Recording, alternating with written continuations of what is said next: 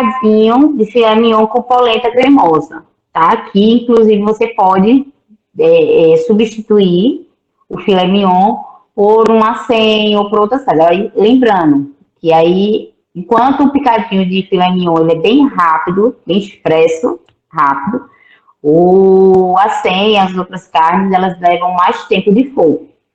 Também tem uma coisa, as carnes que levam mais tempo de fogo, certo? Elas apuram mais o sabor. Então, principalmente quando se você faz utilização de vinho de outros produtos, ele apura mais, então, obviamente, fica mais gostoso. Para aquelas pessoas, como o nosso amigo Jorge, que não consome produtos animais, tá? Você pode estar tirando a carne, fazendo só o molho com tomate e bem temperado, que é também muito gostoso, ou fazer outras variações para a polenta, né? Que a polenta leva manteiga, mas você pode muito bem tirar a manteiga, não utilizar a manteiga, tá? Eu mesmo faço polenta sem manteiga, faço polenta tradicionalmente eu faço com azeite, não faço com manteiga, a minha, tá? Mas, então você pode fazer substituição. No caso do pappardelle, você realmente tem que substituir a massa, porque aí principalmente a massa, a nossa massa ela é feita com ovos, tá? E aí você teria que substituir uma outra massa que não levasse ovos, essa especificamente leva ovos. Né? Que é só mesmo ovos e a farinha. Não sei porque não está indo as mensagens para baixo. Certo?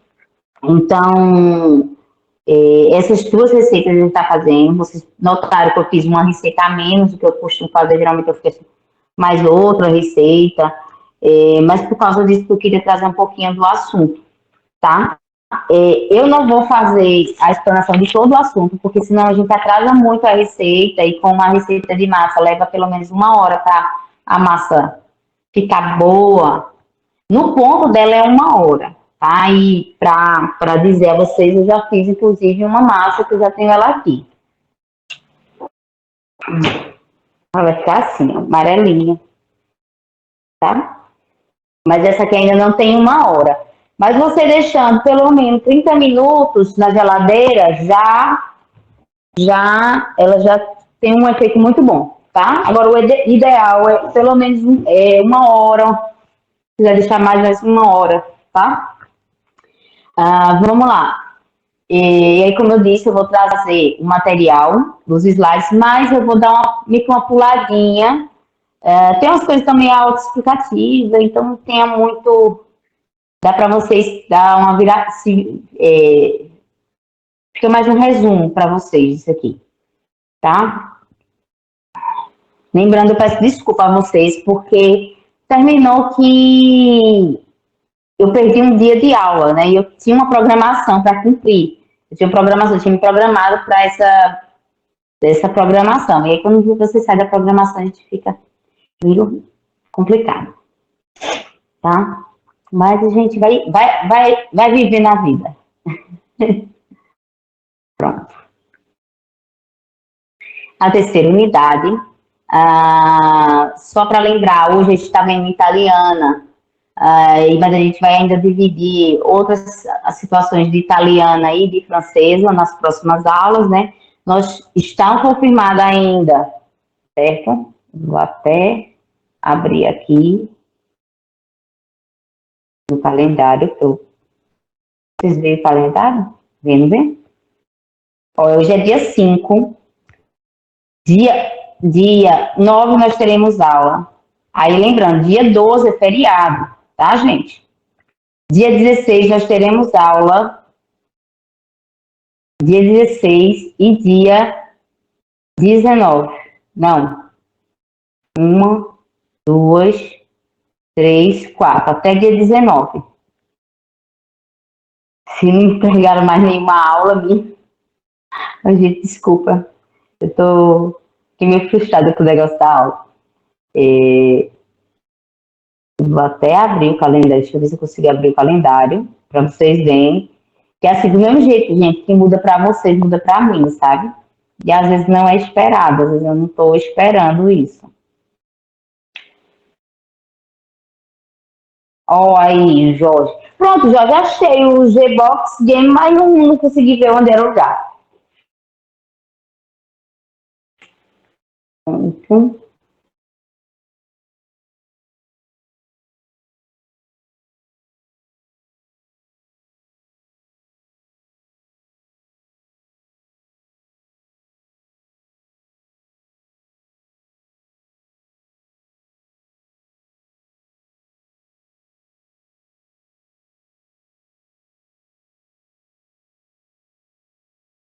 eu só quero confirmar aqui, só um minutinho, né? Porque não tem tido modificações.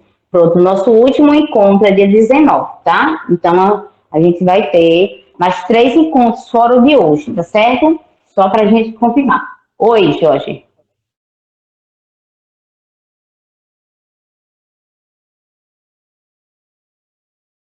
Hum. Mais a letra G? Tá. Windows, Alt,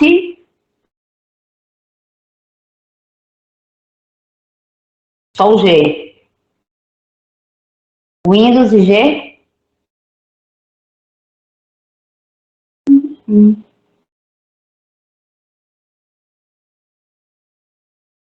Não, eu não. Nada. Apareceu nada.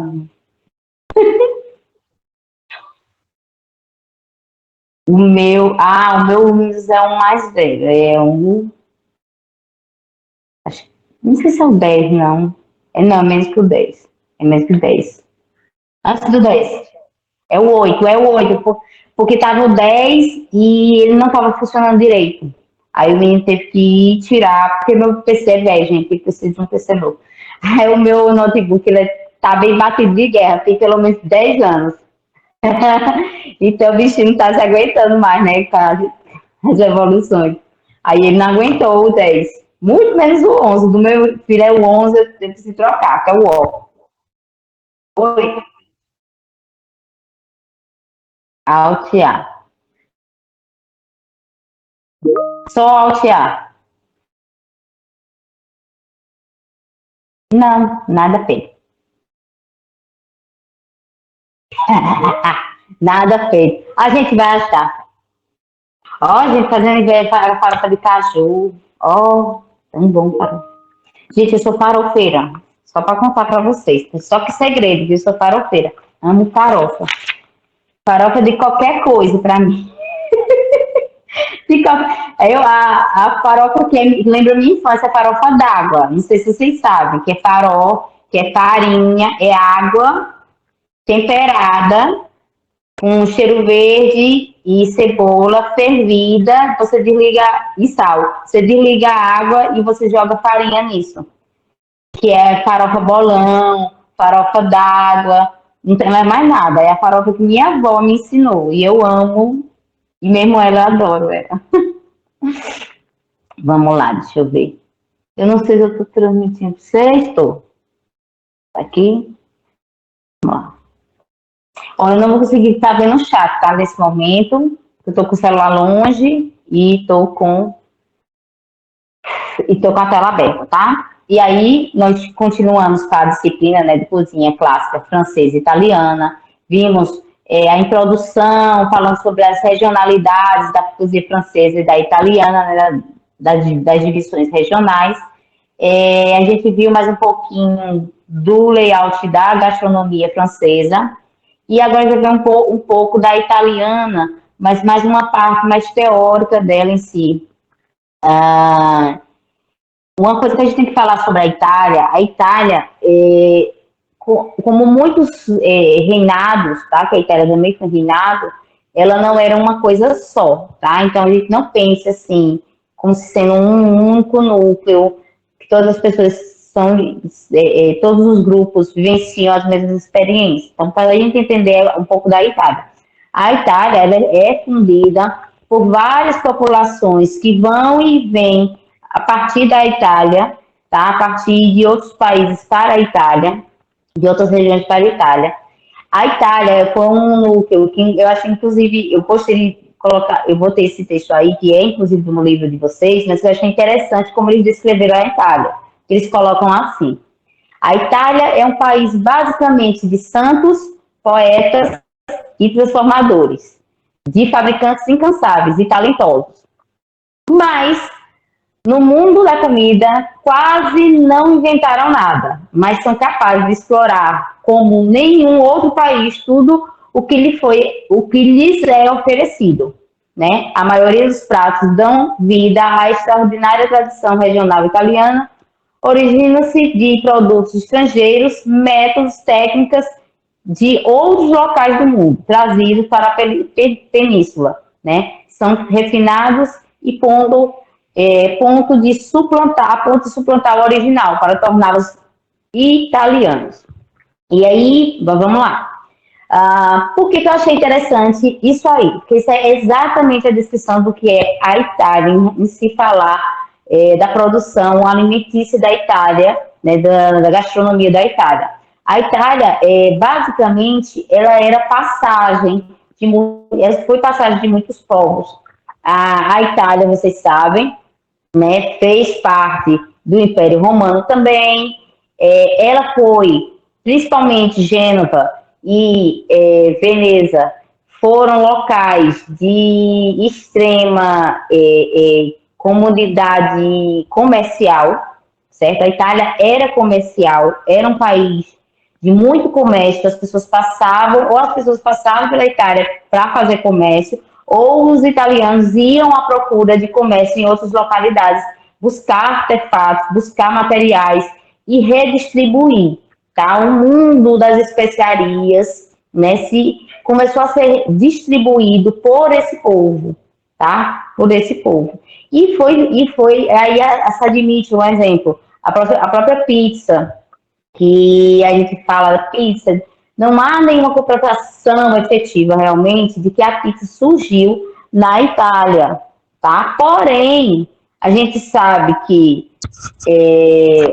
desculpa, gente, que eu esqueci de tirar meu brinco. A gente sabe que, por exemplo, a massa que é oriunda da pizza, né, que base da pizza, ela vem lá do Egito, né, das regiões do Egito e regiões próximas. E chega à Itália e é transformada.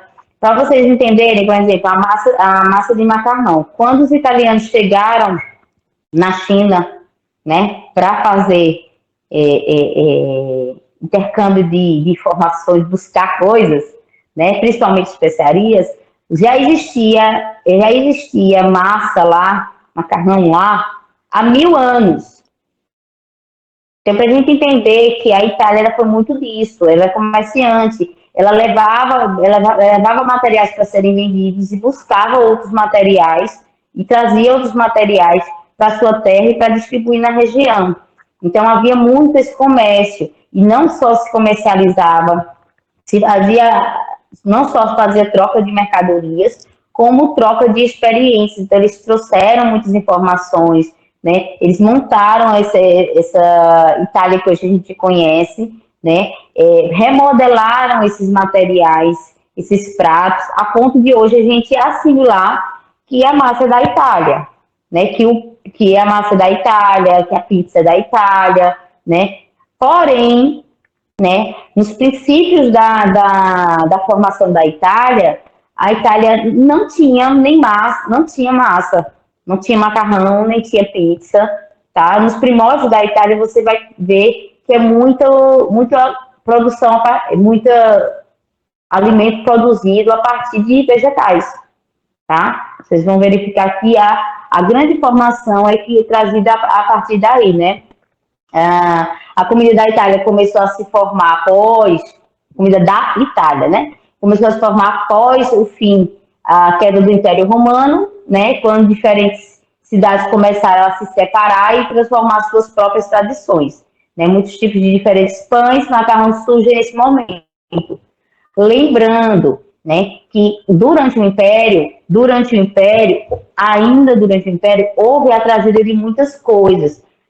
O Império Romano, ele foi uma situação que, diferente de outros impérios, né, que você ia para o local e você abstraía daquela população sua fé, suas tradições. O Império Romano, na grande maioria das vezes, ele não fez isso, ao contrário, ele assimilou vamos dizer, tentou direcionar as tradições das localidades para as suas próprias tradições. É tanto que você tem a assimilação de situações religiosas, por exemplo, de cultos religiosos que passam a integrar o que o próprio Império Romano acreditava, a ponto de fazer assimilações de deuses. Né? Ah, não, seu Deus é o mesmo Deus que eu sigo, só muda o nome. Ele é desse mesmo jeito, ele segue. Por quê? Porque o intuito deles era a aglomeração do território. E quanto mais conflitos por rigidez, por exigir que você largasse o seu culto e cultuasse o meu Deus, que você largasse as suas experiências alimentícias, por exemplo, e seguisse as minhas, mais as pessoas se revoltavam. Então, foi uma estratégia do Império Romano a assimilação de determinados cultos e o alinhamento, né, de conhecimentos, de cultos, né, de religiões. Eles fizeram muito isso. Para quê? Para que acontecesse isso, eles tivessem uma maior aceitabilidade.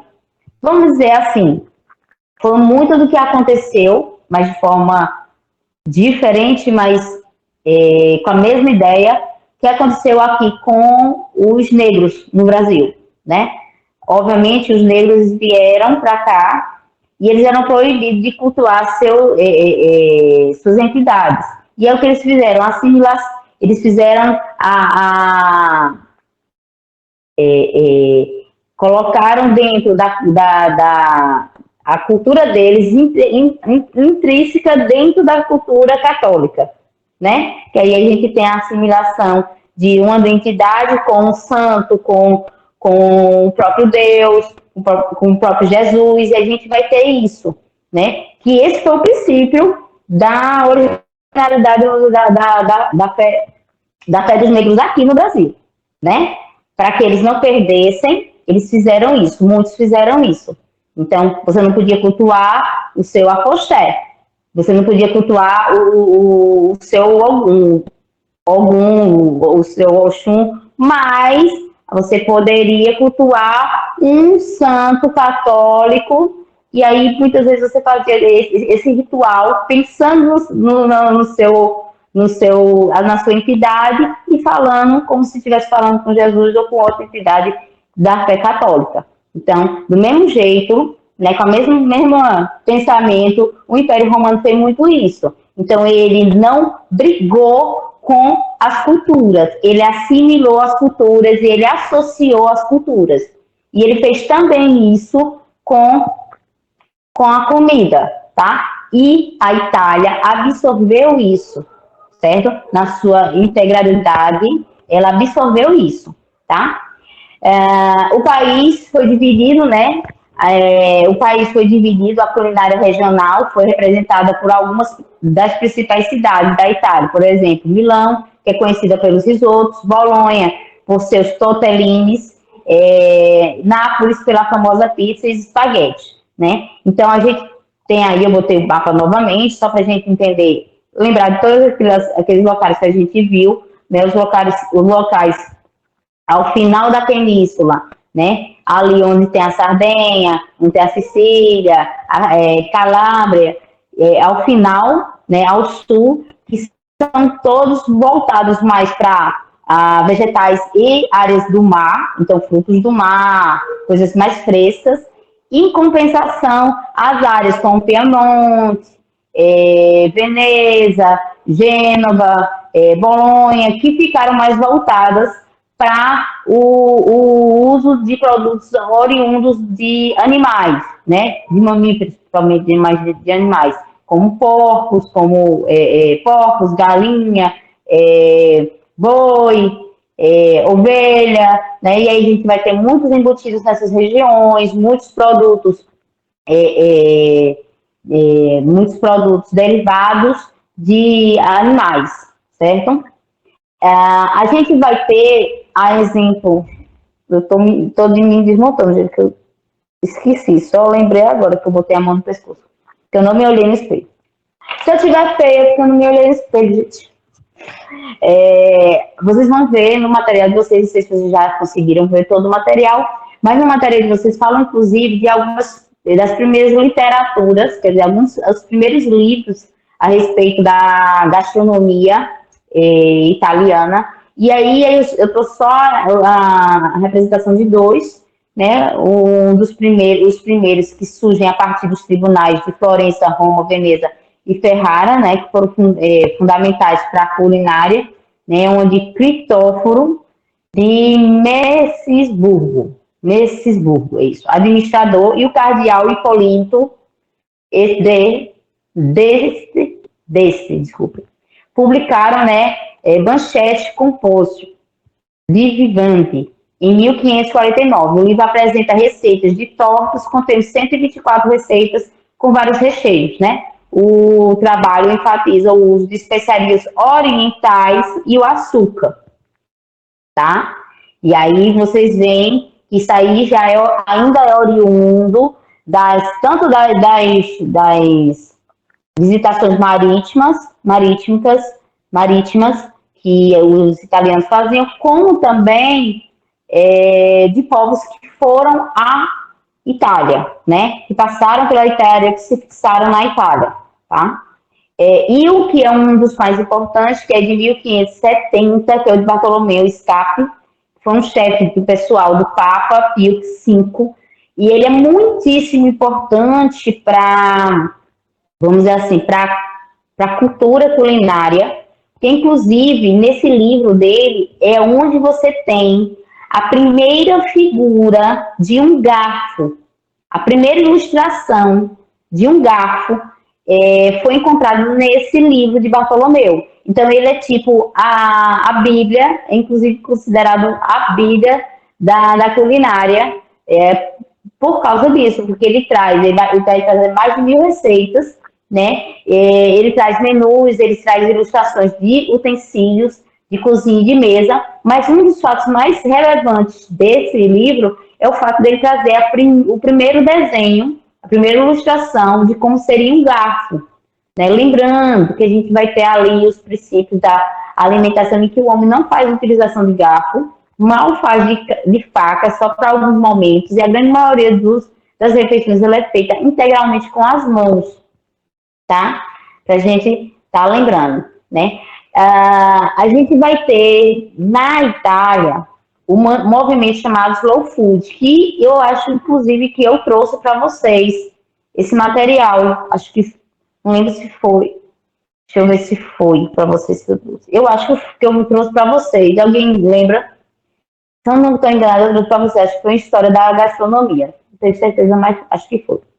E aí, o que é o Slow Food, tá? Primeiro, como que ele surge? O Slow Food, ele surge em contraponto, né, ao pensamento iFood, né? O iFood, ele surge no Ocidente e nos Estados Unidos e toma conta, né, de todo o mundo ocidental. Ele salta, né? Oi. Desculpa, fast food. Eu falei o quê? Desculpa, gente. Desculpe, eu não percebi, Jorge. Desculpa. Fast food, gente. Ô, perdão. Ai, Jesus, minha cabeça. É o calor, gente. É o calor. Tá quente aqui, gente, hoje. Tá tudo quente. Né? Tá friozinho aí, é? Tá quanto aí? Ave Maria. Aqui. Ave Maria. Eu não sou muito, eu tento, mas não consigo muito tomar água no meu dia a dia. Mas esses dias está tão quente, tão seco, tão seco, tão seco, eu tô tomando água. Sabe quando você toma água que você fica com aquela sensação que a barriga é cheia d'água? Porque não dá vazão da água ser absorvida? Pronto. Hã? Aí eu não consigo ver, não. Tá quanto aí? 18. Ah, nunca mais eu vi um 18. Ah, já faz um mês que a gente não tem mais essa temperatura aqui. A última temperatura que a gente teve mais baixa aqui foi essa. Nunca mais a gente teve. E eu que reclamo, meu Deus. Mas vamos lá. É, o fast food, ele surge, né, nos Estados Unidos e ele toma proporções gran, grandiosas no Ocidente, né? Assim, a divulgação, aquele tipo de comida, que é tanto que ainda hoje, né, ainda enche os olhos de muita gente dos Estados Unidos, nem pode, não tem nem como não falar, né? Tá aí uma população que basicamente come fast food, né? E aí o que acontece? Em contrapartida a esse movimento do fast food, surge na Itália, né, o slow food, que o intuito dele é uma associação, tá? Uma associação internacional sem fins lucrativos, né? Ela surge ali em 89, e o intuito dela é contrapor-se à padronização do fast food, tá? Aquela coisa do ritmo frenético, da comida pré-pronta, do negócio que, do jeito que tá na foto, ele vem para você aqui e não tem acréscimo de nada, e quem produz não faz acréscimo de nada, que a lucratividade é o que é o importante, então tudo se voltava. Oi,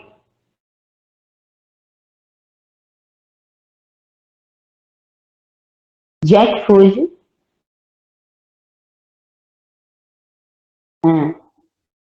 bicho de comida.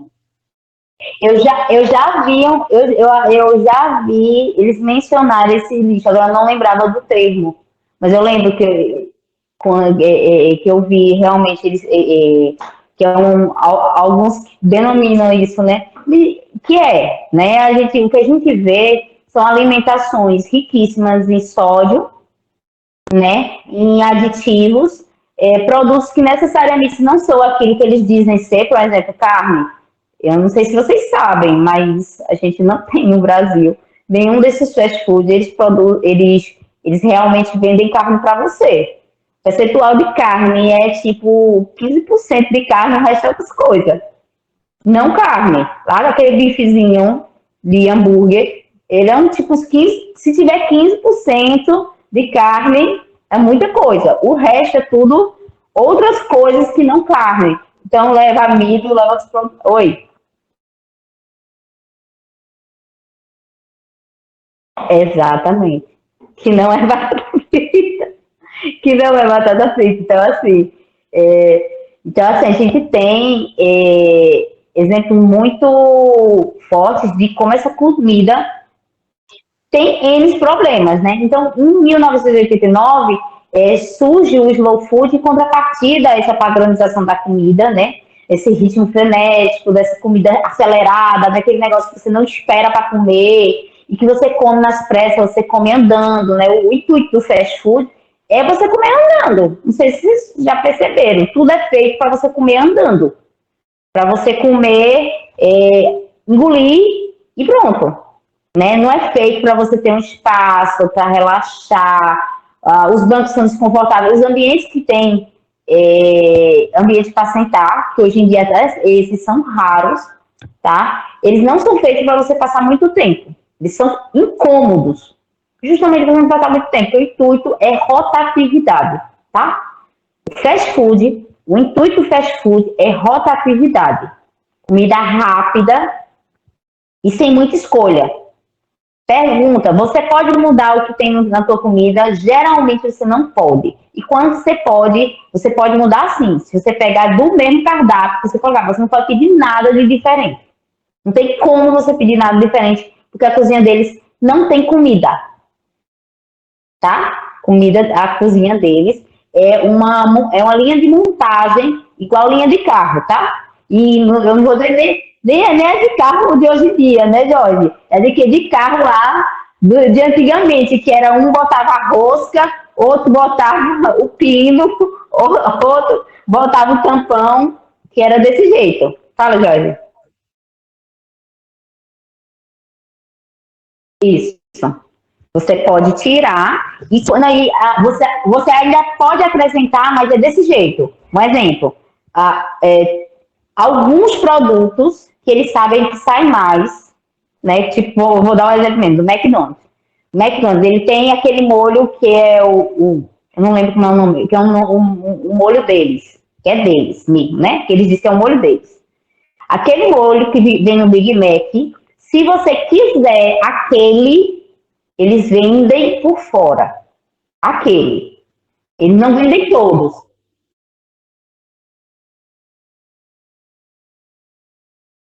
Porque não tem.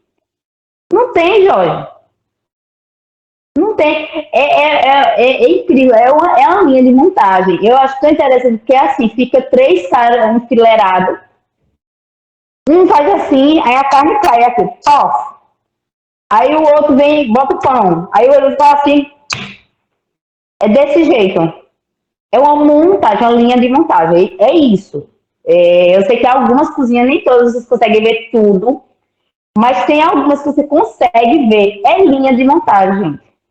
Então, tipo assim, o slow food, ele vem em contrapartida, né, dessa ideia de comida rápida a todo custo, de ser qualquer coisa de comida, de você não saber como a comida vem. Porque ali você tem a comida para você não sabe de onde que vem, como é que ela surgiu aquela comida, como é que ela foi feita. Você entra num restaurante tradicional, você vê o tomate, você vê o trigo, você vê os ovos, você vê os produtos. O McDonald's não tem isso. Não tem o lugar de fazer a carne. A carne é feita em qualquer outro lugar, só não é feita ali. Tá? Não é feita ali. Tem uma fábrica que manda o produto congelado, que manda o pão congelado. Eles são só montadores. Eles não fazem comida. Tá? Só para vocês entenderem. Não existe cozinheiro mesmo no McDonald's, no restaurante McDonald's. Não existe cozinheiro. Não existe. Existe o chapeiro, só existe o chapeiro e os montadores. Só. Só isso. Tem mais nada. Tá? Para vocês entenderem como é uma. Para quem nunca entrou, né, numa cozinha de fast food, principalmente a do McDonald's. É só isso, tá? E aí o que acontece? Em contrapartida, tem esse movimento Slow Food, né, que é uma associação internacional sem fins lucrativos, que é fundada pelo jornalista Carlo Petrini, né, e que aí o intuito dele é ir de encontro à invasão do fast food, né, e reintegrar o que é a alimentação e a alimentação saudável. A alimentação saudável que inclui você comer produtos bons, produtos saudáveis e produtos feitos na hora, feitos de forma artesanal, feitos e servidos, né, em família, sentando junto, conversando, como uma refeição tem que ser, né? Porque o intuito do fast food não é esse. Não é você sentar, relaxar, tirar um papo. Por exemplo, você vai em um barzinho, você vai num restaurante tradicional, o restaurante vai fazer de tudo para você ficar o maior tempo possível no restaurante. Pedir um aperitivo, uma entrada, Oi, fala, Jorge.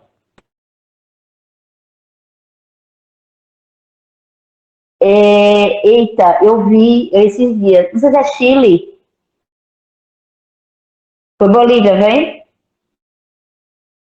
Que não deu certo, não foi? Que não deu certo, não foi? Foi. Não, mas se eu não estou enganada, parece que no Chile também, acho que tem umas três ou quatro, coisa bem pouquinha, assim, não vingou também, não.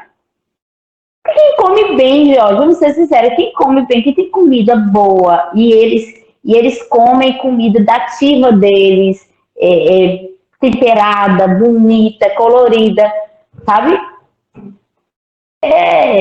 E não tem, e não morre de amor pelos Estados Unidos, porque você sabe, né? Que parte do amor do fast food não é o fast food em si, é você se sentir vivendo como americano. Mas você sabe que boa parte desse altar feito ao fast food como alimento, ele é oriundo da tentativa de você imitar a vida americana, né? Norte-americana. É basicamente isso, né? Então, aí, vai, fala.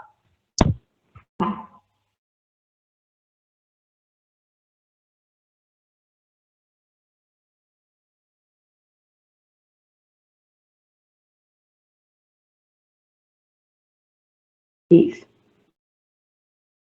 Ah, não, isso aí é lá nos Estados Unidos, né? Mas eu dizendo assim pra gente, entendeu? Por que que aqui pegou?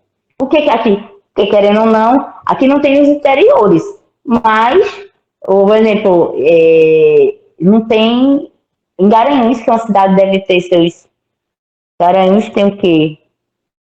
Tem, não sei se tem 100 mil habitantes, não. Tem, Caruaru tem, não tem São Bento, entendeu? São Bento não tem. Mas toda cidadezinha que tem uma galeria ou um shopping, tem.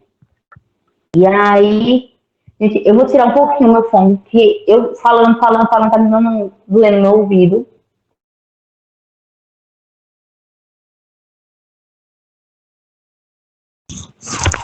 Só um minutinho.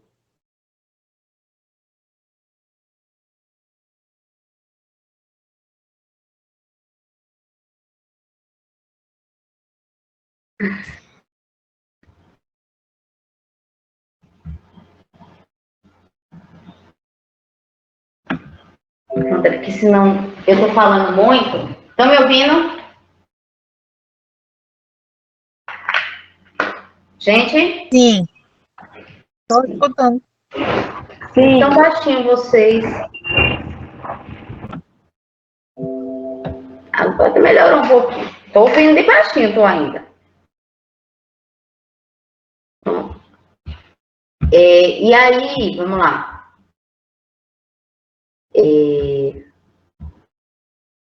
Né? Não, e aí realmente, lá nos Estados Unidos, sim. Mas aí por que a gente come aqui uma coisa que além de caro é ruim, né? Porque é caro.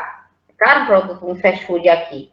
E aí, por que a gente come? A questão do status, sabe? De pensar, a gente não é intrínseco, a gente fica pensando essa vida norte-americana. A ideia, né, dos americanos que como lá eles têm uma vida magnífica e aqui, ai Deus.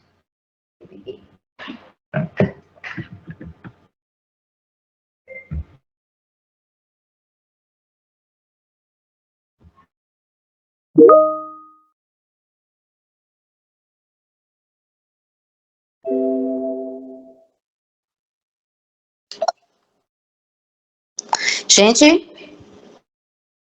pronto. É que eu troquei.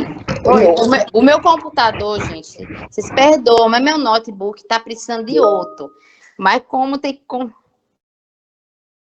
italiana hoje. Só que é porque a disciplina é cozinha clássica, francesa e italiana. Francesa a gente teve na aula anterior, e foi a teoria. Hoje eu daria só a teoria de italiana, mas como a gente não conseguiu, como houve um corte, aí eu tô tendo que dar uma espremidinha pra gente fazer as duas coisas, tá? Ah, certinho, pronto. Eu odeio quando eu perco assim. Tirar aqui. E aí nós temos aqui, né, aqui tem os objetivos do Slow Food, né, o objetivo desse movimento, né, é promover a cultura da comida e do vinho, né. Atualmente também defende a questão da biodiversidade alimentar e a agricultura do mundo inteiro, né. E quando a gente fala agricultura, é aquela agricultura que visa manter a biodiversidade, não destruir, não desmatar, tá? A gente não está falando do agronegócio, não, daquele agronegócio que vai, que derruba mata, que estraga, que só planta uma coisa e depois contamina o solo de tanto que só planta uma coisa, ou de que coloca um monte de produto para a planta se expandir e só contamina. Tá? A gente não está falando disso, a gente está falando daquela agricultura responsável, aquela agricultura que é múltipla, que é diversa, tá?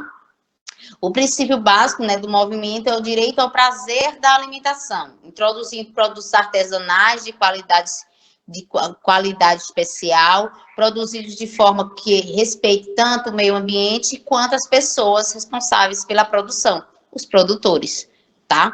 Aí as missões do Slow Food, educação e sabor, né? Ajuda as pessoas a redescobrir o prazer de se alimentar, e compreendendo toda a multiplicidade do alimentar-se, né? A ideia de despertar e treinar nossos sentidos, ajudando a redescoberta do saborear os alimentos. Quanto aos produtores, né? Unir os produtores e coprodutores, né?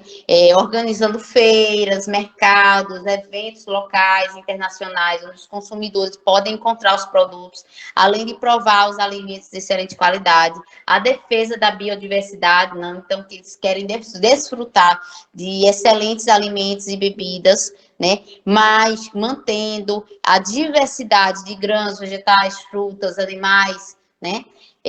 Então, eu tirei um pedaço aqui.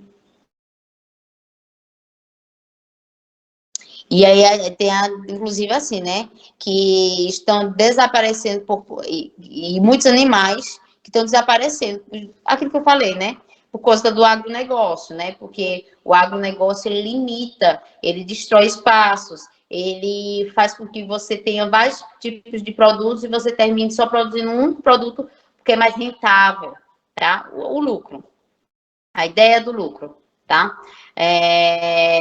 com a intenção de catalogar esses alimentos ameaçados, de extinção, o movimento Slow Food Internacional criou, em 1996, a Arca do Gosto, né?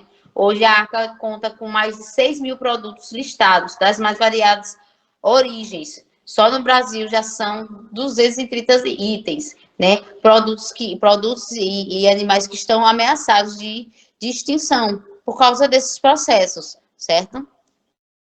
Oxente. Ah, tá. Desculpa. Esse aqui é o slogan, né? É o símbolo do movimento Slow Food, que é um caracol, tá? Um molusco que remete à lentidão, né, do processo, né? O termo Slow Food, ele quer dizer devagar. E aí, às vezes, as pessoas pensam que mas essa ideia de devagar, ela fortalece a questão de você se alimentar com calma, de produzir com calma, entendeu? De apreciar todo o movimento que é você produzir um alimento, tá? Por isso que dessa ideia, né? E aí o Slow Food tem um projeto chamado Fortalezas, que atua dentro das comunidades tradicionais, né, gastronômicas, que estão ameaçadas, ensinando a população a preservar e valorizar a cultura regional. Quer dizer, aqueles locais em que as pessoas vão perdendo sua identidade cultural, principalmente gastronômica, por causa do meio que vivem, das influências, certo?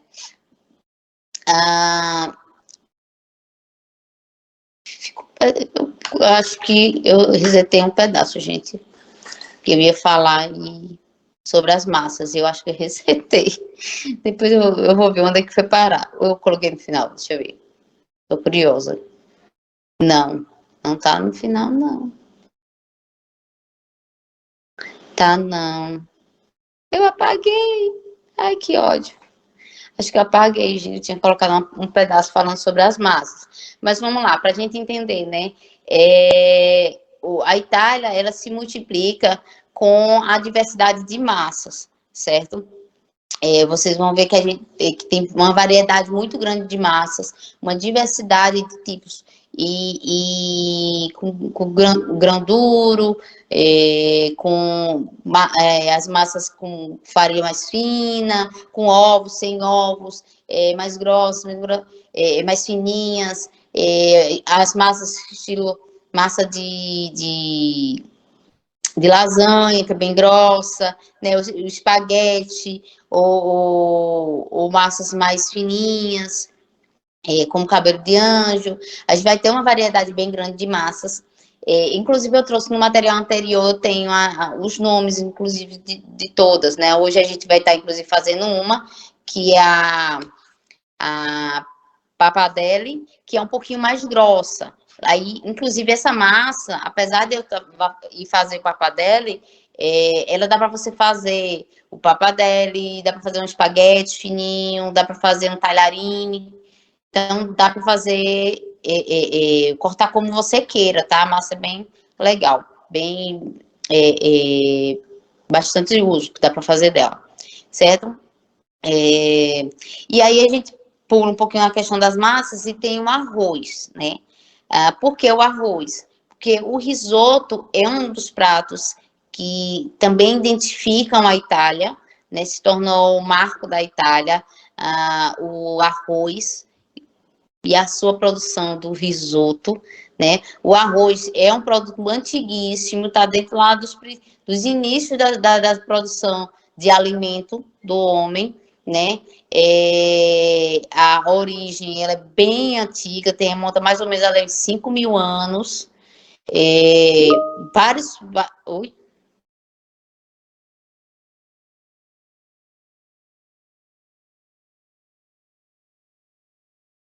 Não mandou nada pra gente, né, Tânia? Que horror, Tânia. Ó, mandava pro Sedex. Ai, gente, desculpa, eu tinha que soltar a piada, se não soltasse ia ficar enrustida, não podia. Então, sim, o arroz, né, a variação gramíneas, da família das gramíneas, que o arroz ela tem uma origem há mais de 5 mil anos, há pelo menos 5 mil anos, e ela se espalhou por todo mundo. Hoje todo mundo consome, é a terceira maior quantidade de alimento produzido no mundo é o arroz, só perdendo para o milho e para o trigo, tá? Então, Flo, obrigada. E aí o que acontece? Tá certo, Flor. Oxe, obrigado pela lembrança. As fotos ficaram lindas, amei as que você mandou. Depois manda mais. Manda privado, manda no grupo só se o pessoal quiser, senão fica muita foto. E aí o que acontece? O arroz ele se tornou parte, né? Parte da alimentação mundial. Hoje, os indianos comem, os brasileiros comem, os chineses, os japoneses orientais comem. Então, assim, a gente tem todos os países do mundo, todos os lugares do mundo comem arroz. É um produto relativamente que ele alimenta, ele dá energia, ao mesmo tempo ele é simples preparo, não precisa de muita coisa para preparar. Por exemplo, você come um arroz, só o arroz, né? Então você cozinha com água e come. Você pode acrescentar qualquer coisinha ao arroz e ele é um alimento pronto. Cozinhou, tá ali pronto para você comer. Então ele terminou se multiplicando, né, e sendo inserido nas alimentações gerais, tá? Hoje nutre milhões de pessoas, né? Então já na Itália ele é introduzido ali pelo meio no final do século XV, né? A cultura do arroz ele se torna marcante, principalmente na região de Lombardia, Veneto e Piemonte, tá? E aí a gente vai ter, né, as principais fontes, fatores que fizeram esse alimento ser expandido na Itália, são as condições naturais dessas áreas aí, tá? Que eram as áreas mais interessantes para isso, mas eram principalmente a questão da mudança de água, a intensa luminosidade, fatores importantes para um bom desenvolvimento do arroz. Não sei se vocês sabem como é o plantio de arroz, mas o arroz ele fica submerso por um tempo. Ele tem que ficar bem molhado para poder ele produzir bem, certo? Então, a gente vai falar de 3 tipos de arroz específicos, que são os arroz que a gente mais utilizados para fazer os risotos, certo? Que são esses aí, o Carnaroli, né? e o arbóreo, que são dois muito mais fáceis de encontrar aqui no Brasil. Porém, os três, eles são mundialmente conhecidos, eles estão bem dispostos a serem encontrados nas prateleiras, né? Que é o Villone, Nano, o Carnaroli e o Arbóreo, né? Eu mesmo já encontrei aqui o Carnaroli e o Arbóreo é mais fácil, tá? Os grãos, né? Para ser um verdadeiro risoto, é fundamental utilizar como ingrediente básico uma das espécies de arroz italiano, que é esse arroz ali, aqueles arroz que a gente falou. Né? Aqueles três ali, não só tem eles não, tá? Tem outros tipos de arroz que são considerados italianos. Porém, aqueles ali são os que são mais conhecidos mundialmente, tá? São mais dispostos, assim, fáceis. Então, a gente tem com grãos curtos e médios, e eles são, geralmente, eles são gordinhos, tá? Os grãos têm base arredondada, por isso que eu falo que são gordinhos, e formam um bico na ponta na outra extremidade, e seu formato lembra um dente quebrado. Das variedades existentes, as mais conhecidas, pois são facilmente encontradas fora da Itália, são o Arbóreo, o Carnaroli e o Villone Nano, tá? Aí a gente vai ter as especificações do arbóreo, mas basicamente para a gente entender, ele é o mais comum para fazer o risoto, também é o maior, tá? Ele tem 7 milímetros a 4 milímetros. Os grãos são perfeitamente desenhados, né? Mantendo a forma quando cozidos, né? Que aí, mas o risoto é uma papa. O risoto não é uma papa. Não pode ser uma papa. Ao contrário, o risoto você tem que ter o grão bem definidinho, ele não pode ficar mole, ele não pode se esfarelar. Quando você vai fazer o risoto, você tem que ter o cuidado se o grão ele tá viçoso, ele não tá velho, tá? Porque aí tudo isso vai modificar, principalmente se ele estiver soltando pozinho, tá? Ele não deve ser lavado para a gente não tirar o amido dele, mas ao mesmo tempo ele tem que ser polido para poder facilitar a cremosidade, né? Mas ele não vai ser diluído, não vai ficar mole demais não, tá? Ele tem que ficar al dente. Aqui eu não vou nem, para a gente não se perder.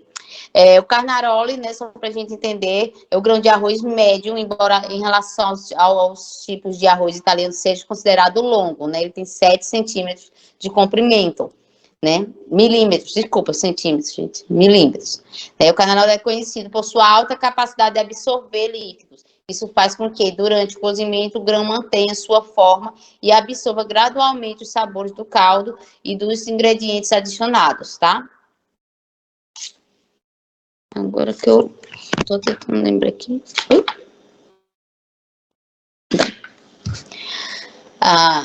E aí, depois vocês leem os detalhezinhos, tá? A gente tá só passando uma limpa assim, né?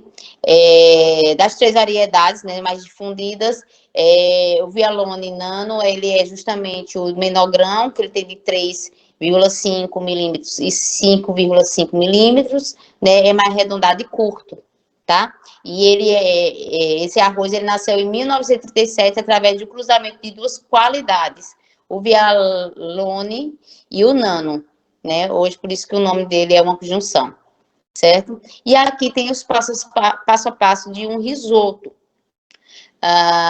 Lembrando, basicamente, a questão do risoto o risoto, ele vai cozinhar, certo? Mas ele tem que ficar al dente. Ele não pode empapar. E é muito interessante, muito importante que você, para ter sabor num risoto, você tem um bom caldo, tá? Você tem um bom caldo. Se for possível, um vinho, que é muito importante para perfumar. Mas mesmo que você não tenha o vinho, você consegue fazer o risoto com um bom caldo, tá? Um bom caldo de legumes, um bom caldo de frango, um bom caldo de carne. A depender do tipo, né? Do tipo de risoto que você vai fazer. Né? Se for um risoto mais suave, eu recomendo um caldo de legumes. Se for um risoto mais encorpado, ou de frango, ou de carne, tá certo? Pronto. Eu vou mandar esse material para vocês, certo? No final da aula. Oi, fala, Jorge.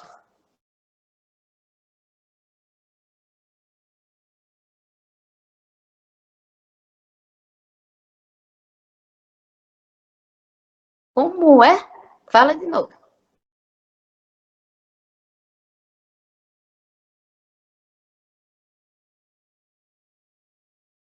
Não, eu cozinho no caldo. Porque para ser exato, né, a prática do risoto, ela lembra um arroz refogado. Não sei se vocês chamam de arroz refogado aí, que é aquele arroz que não é cozido só com água e sal, né? Então, o truque do risoto é justamente isso. Você vai refogar o grão, né, na tua base, que geralmente vai cebola, alho, tá? Um alho poró, vai aromatizar com um vinho, ou se você não for usar o vinho, você vai colocar um caldo e vai cozinhar no caldo. Pode cozinhar na água? Pode, né? Não vou dizer que não pode, pode, mas você perde muito.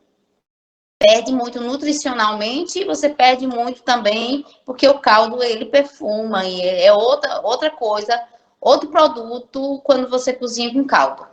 E o que eu recomendo é um caldo mesmo. No seu caso mesmo, que você não faz consumo de produto animal, um caldo de legumes bem encorpado, bem legal.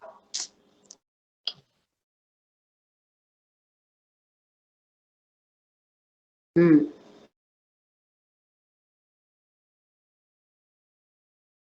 Não, o que é interessante, você tem duas opções para fazer a utilização do vinho, tá?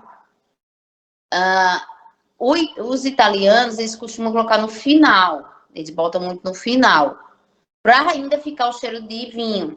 Mas aqui a gente tem muito hábito de fazer como? A gente refoga o arroz no teu tempero base, que é a cebola e alho, e mais alguma coisa que você queira, tá? E aí você, antes de colocar o teu caldo, tu coloca o vinho, né? Tu coloca um pouco de vinho, deixa ele secar, esse vinho, no arroz, e quando ele estiver secando, aí você coloca o caldo que vai cozinhar. Porque aí ele perfuma, mas ele não vai ficar aquele cheiro muito forte de álcool. E aí, vocês vão, inclusive, ver no passo a passo do risoto, que eu mandei para você, que eu vou mandar para vocês, lá tem colocando, inclusive, vinho também no final. Por quê? Para perfumar de novo, para dar aquele cheiro mais forte de vinho, mas a gente sabe que nem todo mundo vai utilizar vinho, que às vezes a pessoa não quer utilizar vinho, como também pode achar o cheiro do vinho muito específico. Virou Jorge com o Chico e eu com o Ícaro passando ali pelo fundo. Eu não sei se eu respondi, Jorge. Respondi. Gente, eu vou pegar água. Como eu disse a vocês, aqui tá o fogo.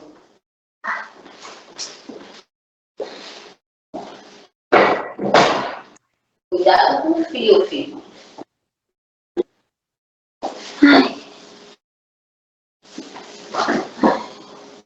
Eu tô me diluindo em calor. Hoje até caneca tem na mesa, porque tá aguentando.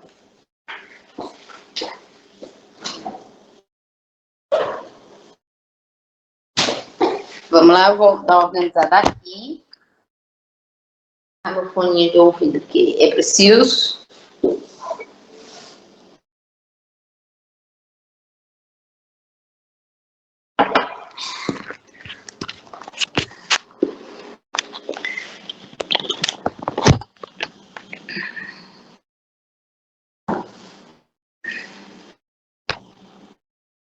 Eu fechei a tela, filho.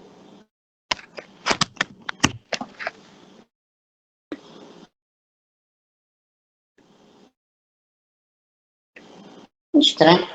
Ah, pegou.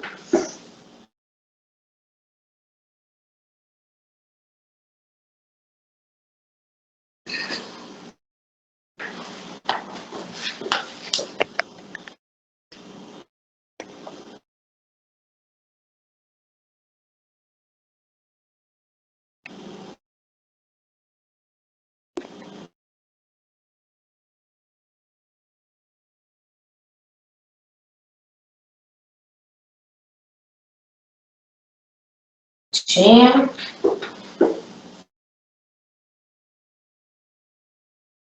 Professora, a senhora ainda vai fazer alguma coisa? Oi? A senhora ainda vai fazer um prato? Tô. Agora. Vai dar tempo?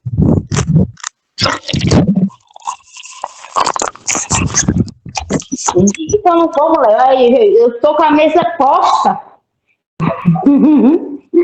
Tô com a mesa posta. Tá me ouvindo? Tô vendo que tá. É, né? Porque eu botei fone de ouvido, por isso eu tô perguntando. Vamos lá.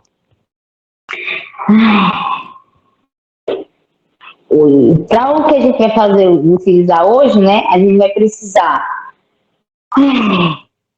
né? Principalmente do rolo de massa. Quem tiver o cilindro, massa, legal. Quem não tiver, certo? Mas aí dá para abrir com um rolo. A gente vai começar, primeiro eu vou achar aqui, a gente vai começar com o papadelle, certo? Vamos pegar um bol. Estão dando para me ver? Estão vindo aqui? Eu vou baixar aqui. Aqui. E assim. Vamos lá. Vamos colocar 125 gramas de trigo, certo? Vou tirar aqui minha cara. Professora, pode repetir a quantidade de trigo? Oi. Oi. Pode repetir a quantidade de trigo? 125 gramas de trigo. Tá, papadelle, 125 gramas, certo? Professora, pode botar 150, gente. Lembrar, massa tem que ter cuidado, porque às vezes quando você altera, se o ovo for menorzinho, você vai perder o tanto de, de umidade que você precisa, certo? Vou pegar aqui, vou pegar. Vou abrir aqui.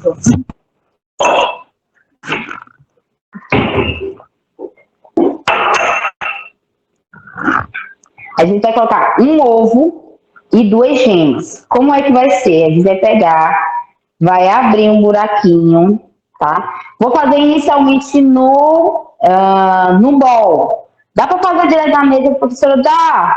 Só vai dar um pouquinho mais de trabalho, sabe assim? Porque vai ficar meio molinho. Então a gente pega, abre aqui um buraquinho, tá? Bota a farinha, abre um buraquinho no meio da farinha aqui, ó. Certo? Vai colocar um ovo. O ovo tem que estar natural, tá? Tem que estar na temperatura ambiente. Um ovo. E aí vou colocar 2 gemas.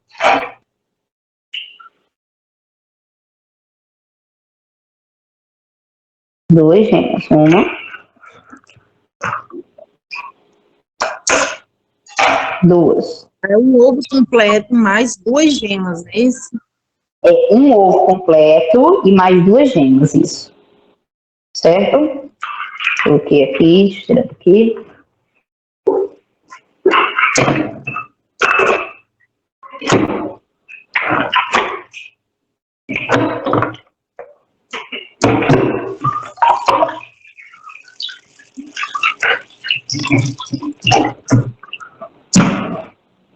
Tá? Eu vou pegar um garfo. Esse garfo vocês vão misturar esse ovinho aqui no centro. Não sei se tá dando pra ver. Eu vou botar para outra câmera também, tá? Tá vendo aqui? Então você tomar um pouco mais pra frente. Aqui no centro, ó, tá vendo que o ovo tá aqui? E vou juntando aos poucos a farinha aqui, ó. Vou misturando, tá?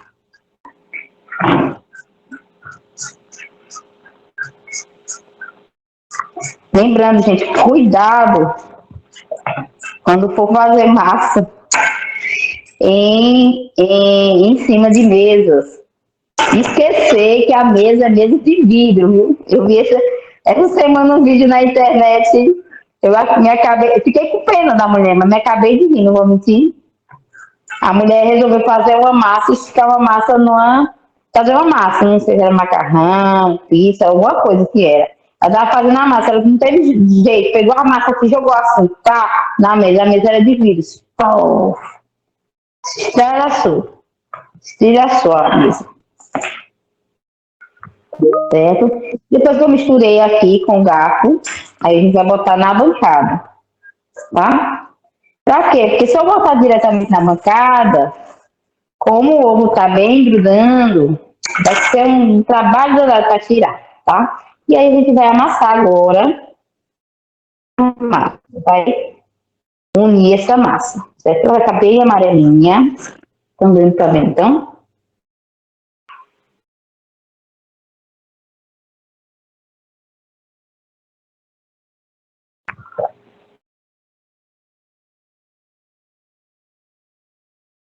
Vocês vão amassar, ela vai desgrudar da mão, tá?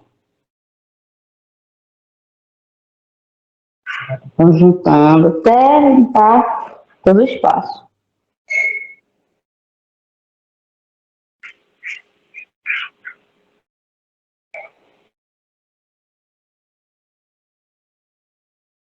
Tira dos dedos. Tá? Não precisa ir lavar não, só esfregar, dar uma esfregadinha assim na mão e vai soltando. Quem tem hábito de fazer massa, é normal, tá?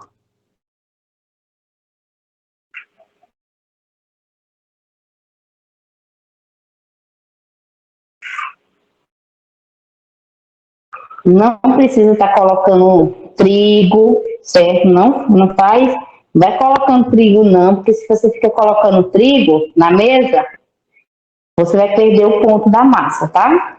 Ela não precisa não. O tanto de trigo que tem, ela consegue já soltar.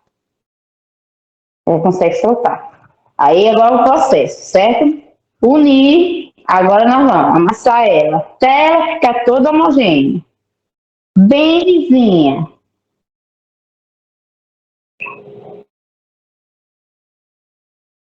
Professora, Oi? com essa massa, a Stephanie que está falando, com essa massa eu só consigo fazer a massa de macarrão, para macarrão, eu consigo fazer outra coisa. Você pode fazer outros tipos de massas, né? Dá para você fazer outros tipos de massa, como o talharim, como o espaguete, como o pappardelle, deixa eu ver o que O que mais. vai mudar é só o formato. Massa de lasanha. Oi, fala de novo. O que vai mudar é só o formato, professora? Isso, só o formato. A diferença é o formato, tá? Ah, mas essa massa, ela é para macarrão, para própria. Mas é isso, porque assim, você pode variar as massas. As massas são variadas conforme o formato e o que você coloca. Por exemplo, dá para fazer massa sem ovo? Dá. Tá? Então você vai ter massa por exemplo, massa fresca para lasanha sem ovo. Como você tem essa aqui, tem ovo.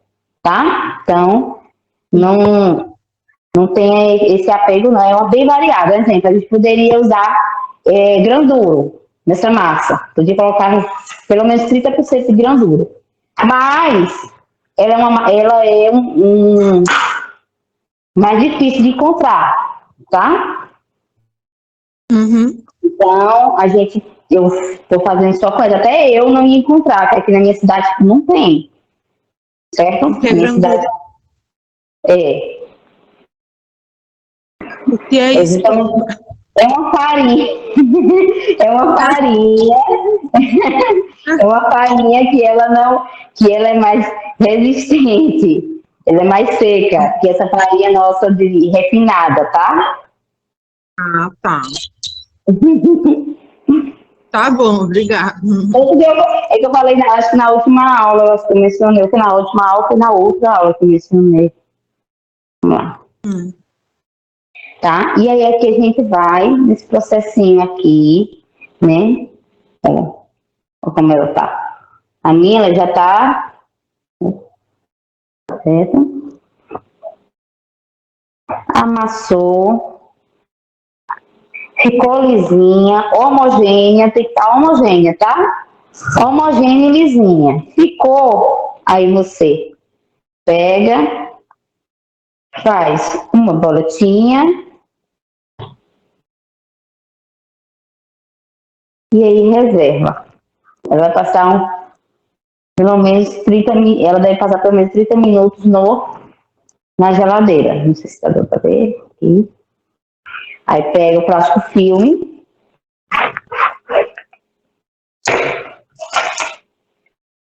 Eu tenho uma na geladeira, mas eu não vou pegar ela agora, obviamente. Por quê? Porque eu quero que vocês consigam usar de vocês, tá?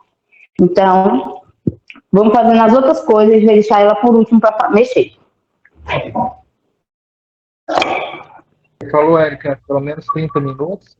Pode ser mais de 30? Qual que é o tempo limite? Para ela não perder Pelo qualidade. menos. Fala de novo. É tão ruim hoje as falas. Vai falar.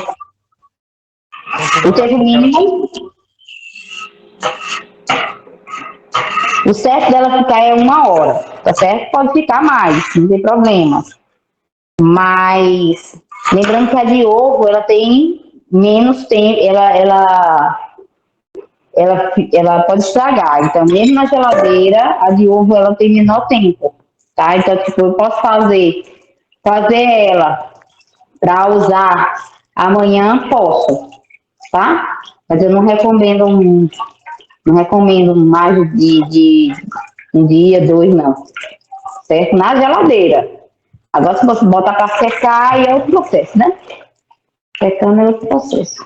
Mas essa daí, especificamente, eu deixei para usar com massa fresca. E para usar aqui pelo menos 20 a 30 minutos, certo? Mas o tempo certo dela é 1 hora. Ok? Vocês viram que eu não botei mais farinha, né? Ela ficou bem soltinha.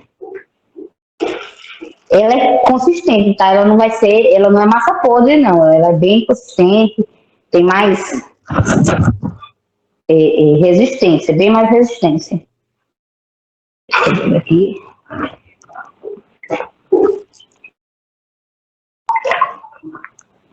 Vou dar um tempo para poder a gente mexer nela, né? Para vocês conseguirem utilizar de vocês. Enquanto vocês fazer outras coisas. Eu usei a espátula, tá? Essa minha espátula é inclusive espátula de corte, tá? Ela é tipo uma lâmina, parece uma faca. Não sei se vocês conseguem ver. Ela é bem afiada, tá? Ela corta. Então, tipo, pra mim, eu consigo usar, ó, tá vendo essa partezinha aqui? É tipo uma faca, uma lâmina. Então, eu consigo usar ela para puxar a massa, como também para poder cortá-la, tá? Do jeito que a gente faria com a faca, ok? Então, como a gente vai fazer primeiro isso, a gente vai deixar, vamos pular aqui, vamos fazer, a gente faz já o molho, que a gente já facilita com o molho. A gente vai pegar 300 gramas de linguiça, certo? A minha aqui deu 3 linguiças toscana, certo? Como eu disse, quem não come carne, tudo pode fazer a troca, retirar, certo? Se plantar a linguiça, mas entendeu? A gente vai pegar 300 gramas de linguiça, a minha já tá pesada aqui, já deixei separadinha. Uma cenoura embrunoise, que é aquela cenourinha que tá bem, um quadradinho bem pequenininho. Cebola, tá? Também. Salsão. Quem não tiver salsão, no meu caso, eu não tenho salsão, então eu não vou usar salsão, vou usar alho poró, tá? Sal, pimenta, alho, 2 dentes de alho. Lembrando que sal e pimenta vai ser conforme o que vocês preferirem, na quantidade.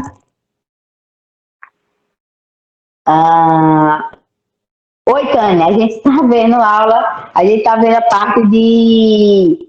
A gente está vendo 2 pratos que são da culinária italiana hoje, tá? Eu diminuí a quantidade de pratos para poder dar aquelas explicações. E aí vai ver o pappardelle com ragu de toscana e o picadinho de filé mignon com polenta cremosa, tá certo? Sim, aí voltando, a gente vai usar 300 gramas de linguiça toscana, cenoura em brunoise, de 1/4 cenoura, mas aí vai depender do tamanho da tua cenoura, tá?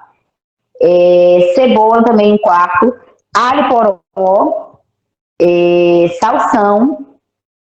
salsão, que se você tiver, mas aí, como no meu caso não tem, não consegui encontrar, sal e pimenta a gosto, alho, vinho tinto, certo? Vinho tinto, de preferência seco, se não tiver pode usar suave, mas eu recomendo que seja o seco, porque o suave sempre vai alterar um pouco o sabor por causa do doce, certo? Eu não recomendo. Molho de tomate, o meu molho de tomate é meu molho de tomate. Eu fiz, congelei, coloco assim, em garrafinha, boto para congelar, tá? Esse aqui é meu molho de tomate. Inclusive, como ele o meu molho, ele estava congelado, eu vou até dar uma ferida nele, porque eu descongelei e eu não vou usar todo, então eu preciso que ele incorpore, que eu vou usar uma parte nesse e uma parte no outro. Esse molho de tomate eu fiz com aquela receita, lembra daquela receita que eu fiz lá nas aulas de técnica de cozinha? Pronto, é aquele molho, tá? A diferença é que esse aqui eu não passei no senoir. Eu só tirei as folhas verdes, os talos, né, de manjericão, de salsão, coisa que eu coloquei aqui, e processei, porque eu gosto dele mais encorpado, eu gosto dele com corpo, eu não gosto de peneiradinho não, tá? Vou botar ele aqui, para ele, certo? Então eu pego, faço, congelo, então tem vários, tinha esse que era maior, tinha um potinho menorzinho, e faço assim. Então eu sempre tenho molho de tomate para usar nas minhas preparações, tá? Para não estar usando aquele molho de tomate artificial, certo? A gente usou para massa, né, o ovo, as gemas, certo? A gente vai precisar também de queijo parmesão, que eu até não tirei, mais ou menos umas 25 gramas, e erva doce, certo? E a farinha de trigo, que era a farinha de trigo para a massa. E o parmesão não chegou. Então a gente vai fazer o processo de picar primeiro as coisas, ok? Então é 1/4 de cenoura, eu vou descascar aqui. Minha cenoura ela não é tão grossa, tão grande, então eu vou estar usando metade da minha cenoura, mas é 1/4 de cenoura, então conforme o tamanho da cenoura que você tiver. Só um minuto, gente.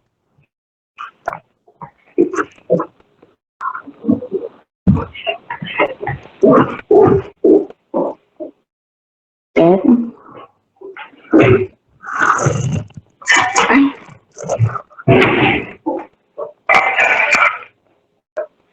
E aí a gente vai cortar bem picadinho, no aso, bem fininho, certo? Para quem não lembra, não está lembrado, a tábua deve estar com um paninho embaixo, o papel, ou um perplexo, ou um pedacinho de papel úmido, que é para não estar correndo, tá? A cenoura, vocês também podem optar, em alguns casos, por estar ralando, tá? Mas tem que ralar fininho, pequenininho, então, que aí ela vai se unir mais fácil, tá?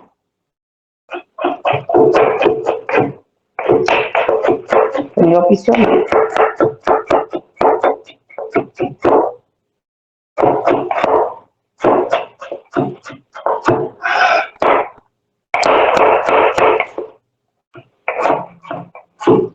Aqui na frente, gente.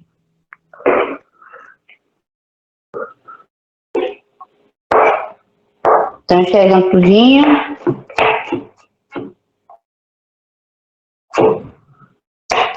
O dia começou a ferver.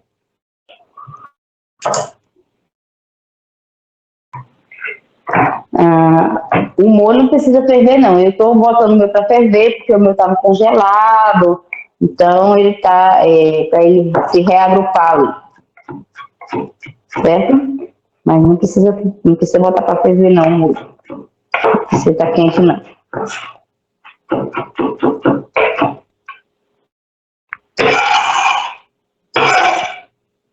Uma cenoura, cebola, o alho poró, aqui do alho.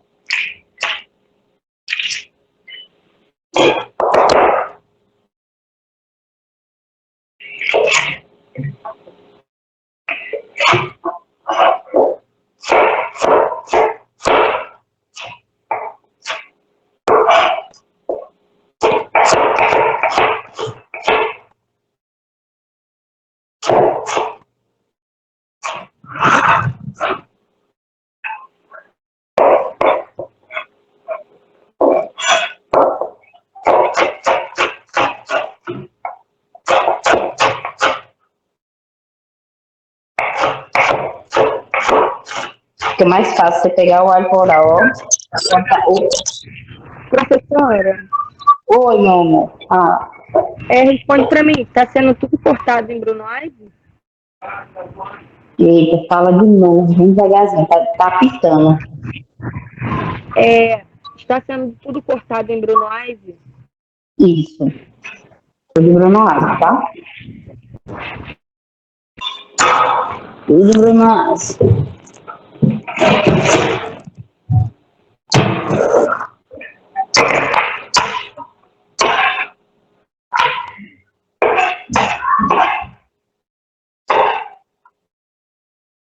Recomendo que vocês cortem tudo, porque como a preparação não é uma preparação muito demorada em fogo, então para você não começar a fazer seu preparo e correr o risco ou de queimar enquanto você está cortando ou de perder o ponto, tá? Então, recomendo que vocês cortem tudo que vocês precisam cortar dessa receita para poder fazer. Ok? A cebola.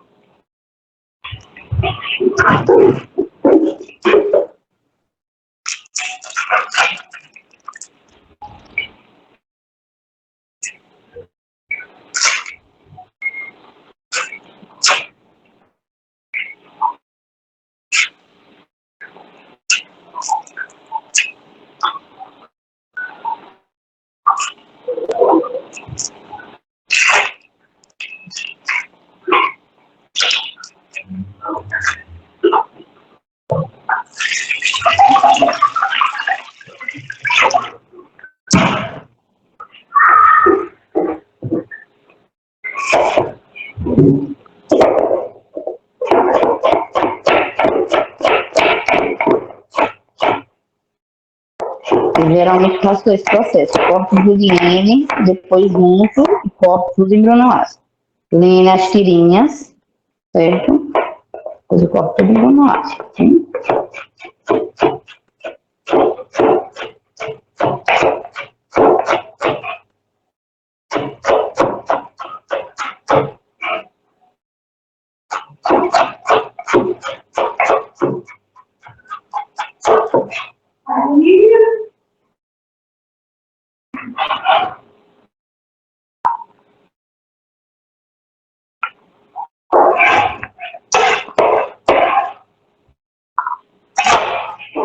Aqui.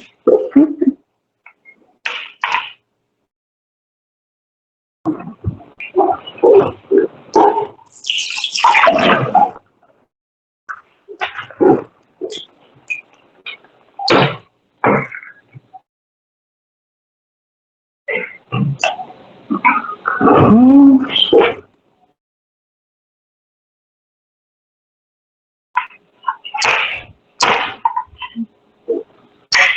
Tá, deixa eu ver aqui. Vocês vão pegar o alho. Não peguei o alho, foi. Deixa eu pegar. Ai, eu fui duas vezes para pegar o alho, não peguei.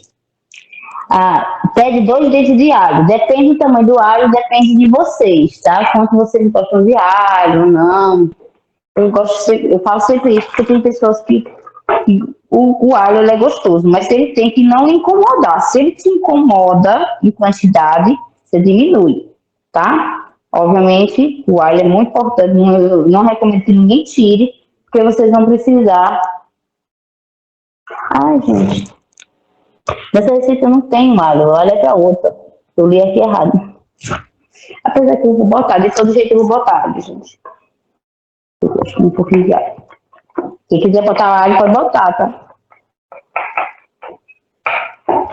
Poxa. Apesar que meu molho ali tá aqui.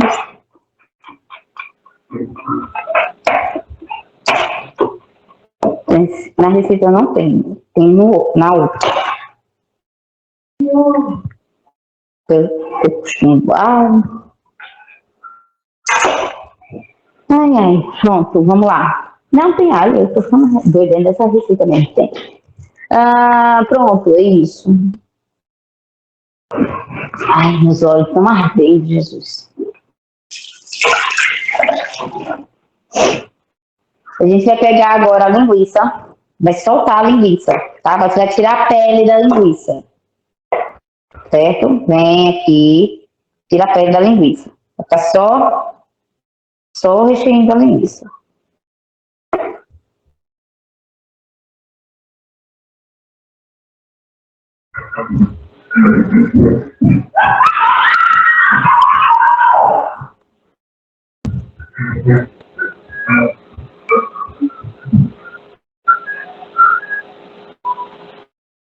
Você tira toda a pele.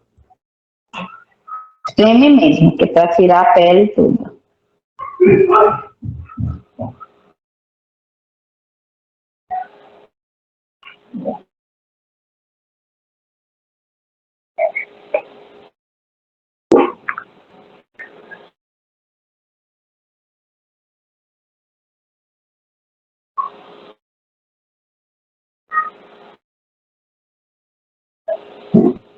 Tirei toda, dá uma tremidinha assim para poder se soltar um pouquinho, tá?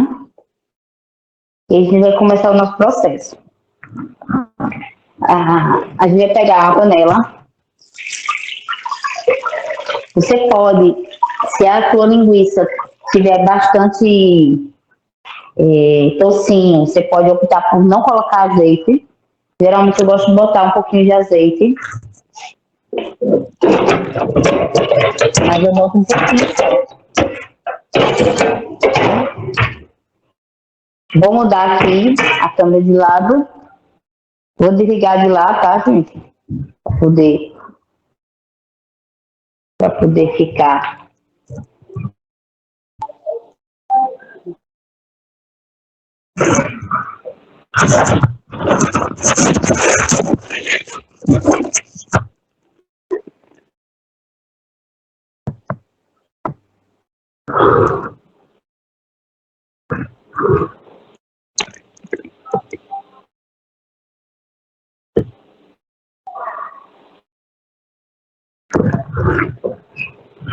A gente vai pegar aqui a panela, ligar ela.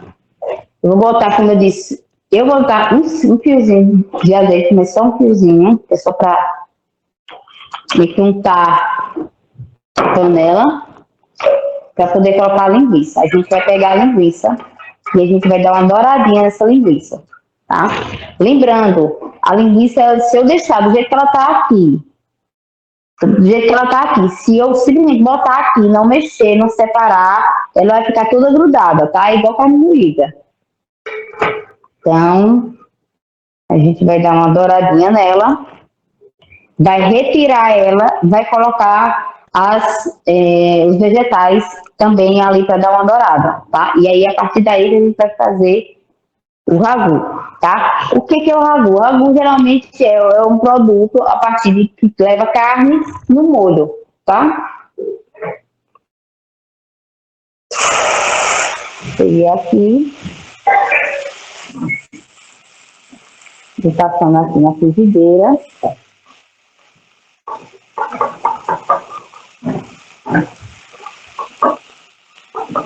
Fazendo aquela separada.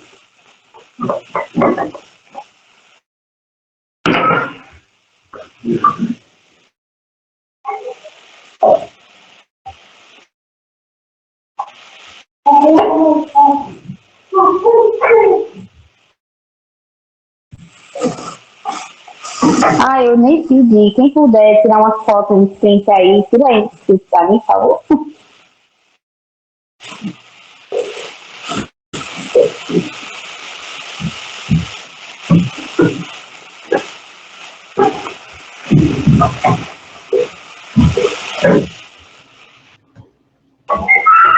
Separa ela todinha, tá, gente? Não deixa ela ficar os bolinhos, não.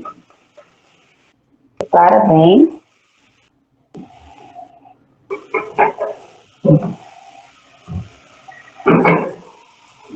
Eles vão dar uma douradinha nela.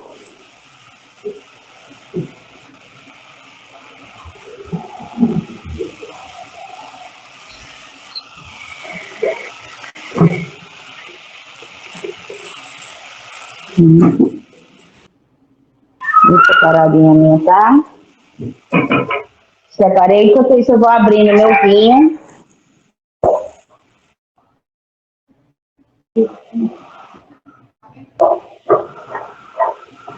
Lembrando, o vinho, recomendo que seja vinho tinto seco.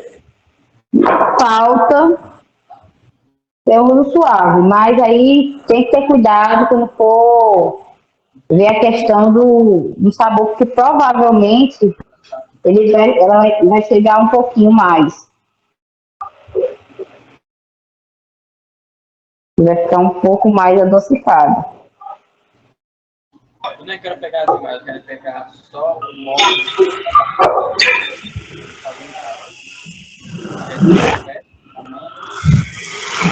Na receita aí, eu sei de quem? É seu Marcos que tá aí. Já sei os copos, já sei como é que faz. Eu quero falar. Essa aula Eu não sei se é o Marcos que está falando, não sei se ele está falando com a gente, está falando do trabalho dele.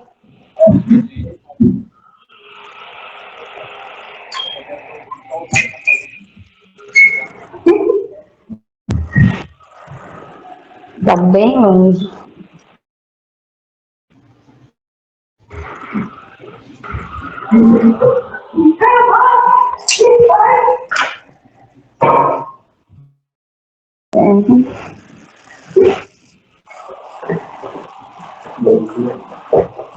Se quiser, não se agradar dessa linguiça, quiser usar outro tipo de linguiça, pode usar, tá?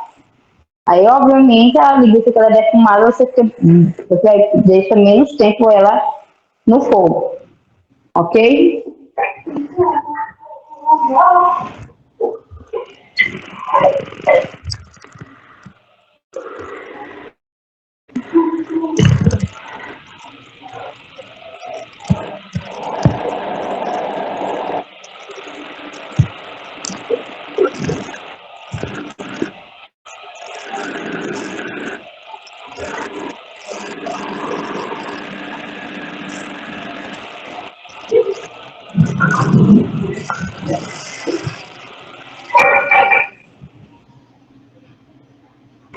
Todo mundo está conseguindo ver a receita? A panela aqui, eu mexi na panela. Sim. Como é a toscana ela tem bastante tocinha, certo? Então, o que eu recomendo? Deixa ela soltar a gordurinha dela, certo? E secar bem.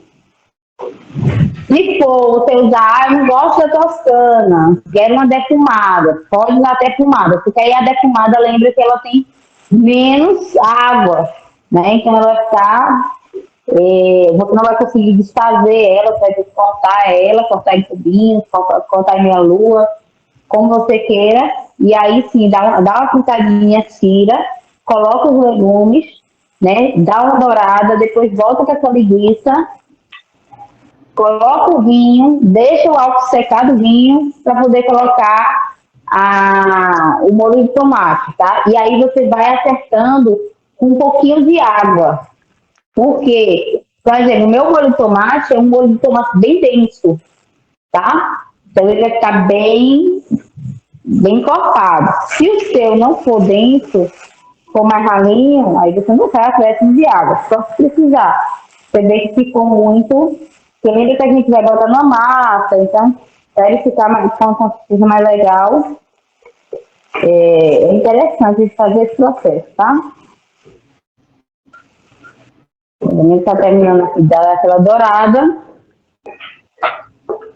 Beber água de novo. Vocês bebam água também, viu?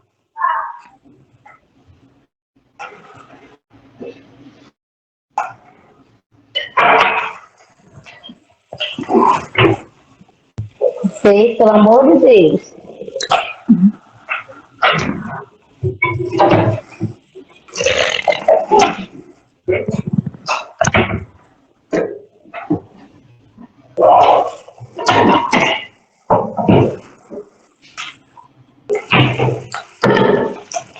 Aqui já deu uma dourada.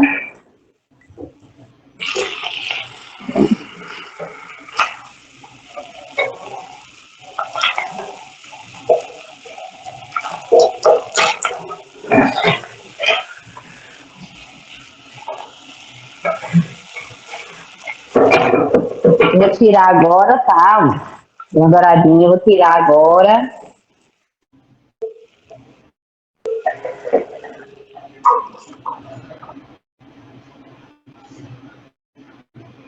Tirei agora nessa mesma panela, ainda assim com saborzinho, a gente vai colocar o alho, tá?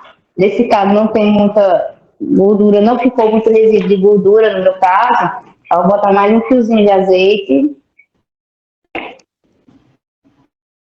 A gente dá uma douradinha.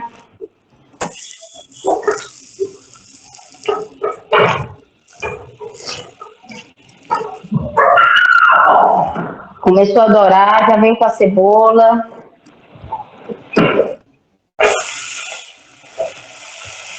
Vou dar um perfume aqui.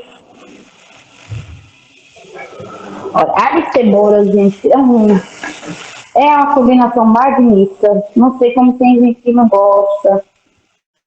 Não sei, gente, como tem gente que não gosta do alho e da cebola.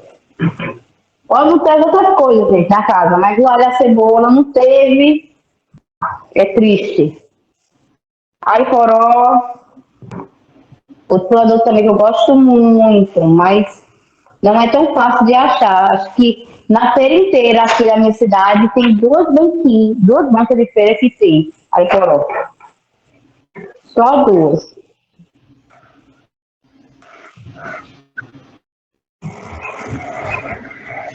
Isso tudo picadinho, bem pequenininho, tá?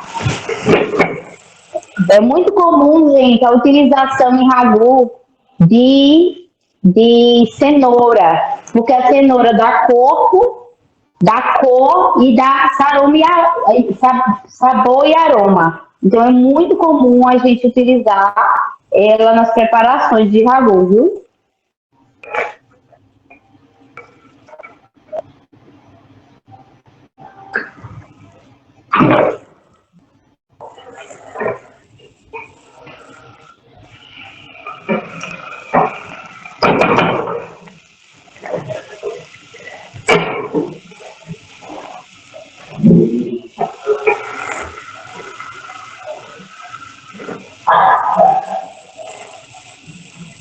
Um pouquinho, gente. Filho, ou fio.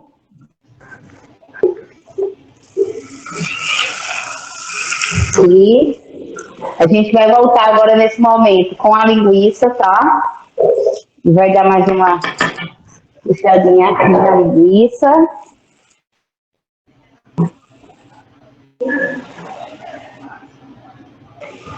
Muito bem.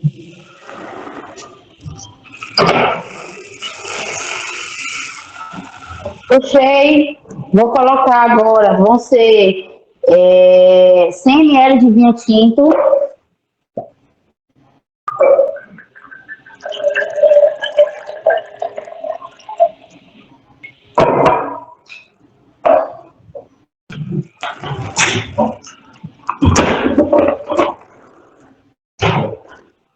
Ml de vinho tinto. Eu vou estar colocando aqui, ó.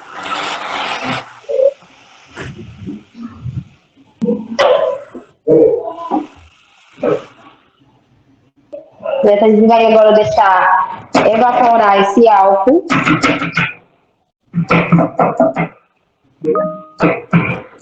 Para fazer o acréscimo do molho.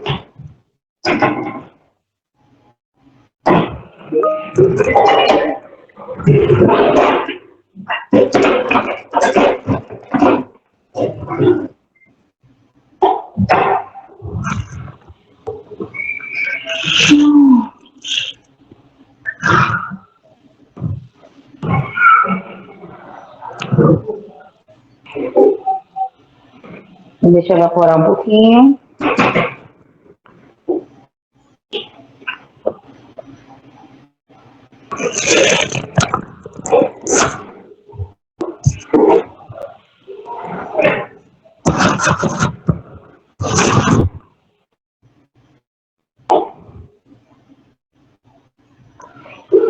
Aí, nesse momento, depois que você sentir que evaporou o álcool, né, que ainda fica um pouquinho.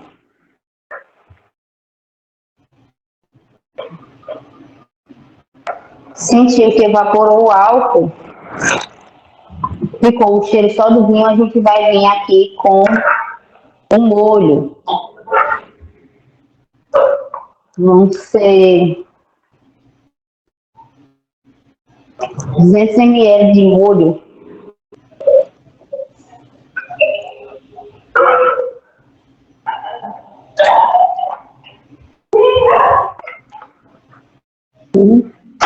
O meu, como eu disse, ó, tá bem grossão. Vocês vão ver aqui, ó. Tá bem grossão o meu molho. Como o meu tá bem grossão, eu vou pegar água. Vou botar água aqui. Certo? Se eu tiver mais ralo,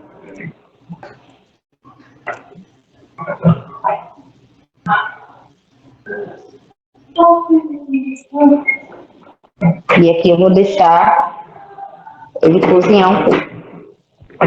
Certo?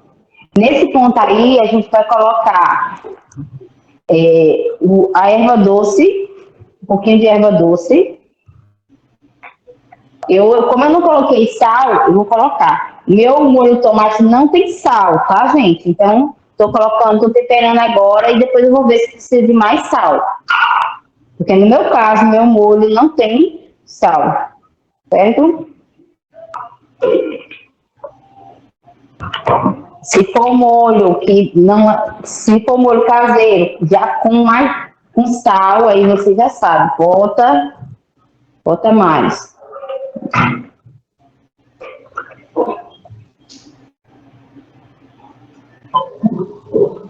E a gente vai deixar aqui, ele dando uma apuradinha, concentrando aqui o sabor, e a gente vai voltar aqui, certo? Eu tô deixando o pappardelle por último, gente, porque para dar mais tempo de vocês e também para poder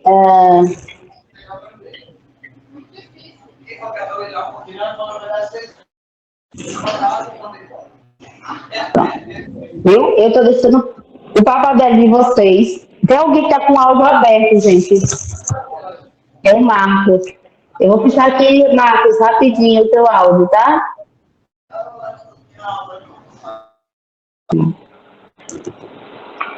Se alguém falou no chat, eu não vi, gente, porque eu não estava com o chat aberto. Certo?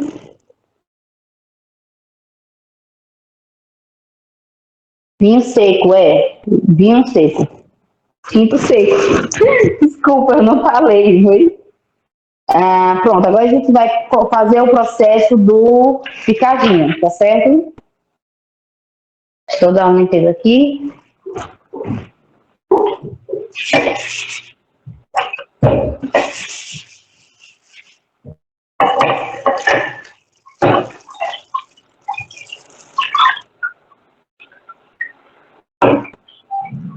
Como eu disse, o meu molho, ele é um molho caseiro. Então, assim, ele não tem corante, tá? Ele não tem nada, é só o tomate. Se por acaso você quiser colocar uma páprica, quiser colocar alguma coisa que dê mais cor no seu, se o seu não ficar, se não se agradar, pode colocar, tá? O meu já tá ficando bem vermelhinho, ó. Ó. Tá? Certo?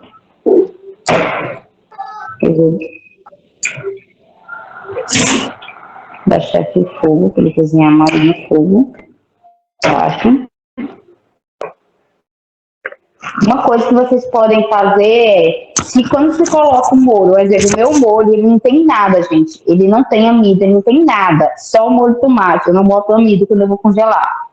Então, vocês podem, no finalzinho, quando for para servir, colocar um pouquinho de amido para ele unir a parte um pouco mais líquida dos demais, tá? Para não ficar aquela parte que quando eles cheguem... Porque quando ele chega, né, quando você coloca na massa, às vezes ele solta, fica a parte mais líquida e a parte mais a parte mais sólida de cima e a mais líquida ela desce, certo? Então, para não acontecer isso, a gente faz esse processo.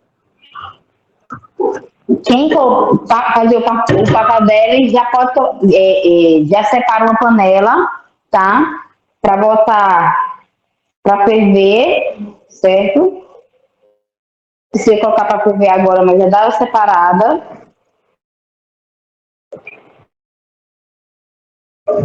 Estou fazendo aqui. A água tem que estar fervendo, tá? Da massa. Vamos agora, a gente vai pegar... a gente vai precisar de água quente para a polenta, tá? Então, vocês tenham isso em mente. Vai precisar de 330 ml de água quente. Sal, pimenta, fubá. Pode ser fubá mimosa, certo? O pessoal chama de fubá mimosa, que é bem fininha. Ou pode ser a fubá normal, certo? A fubá normal. E aí fica a critério de você, qual que você vai querer, tá certo? Então, a gente vai cortar primeiro as coisas para fazer o molho.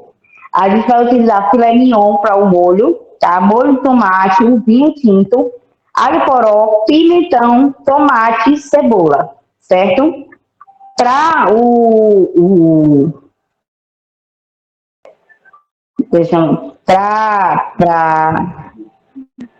a polenta, a gente vai fazer a utilização da polenta, no finalzinho da polenta, né? A manteiga, o parmesão, o sal e pimenta. Eu tenho um hábito muito de dourar, eu não vou fazer desse jeito, mas vocês podem também optar por dourar. O que foi que aconteceu, gente?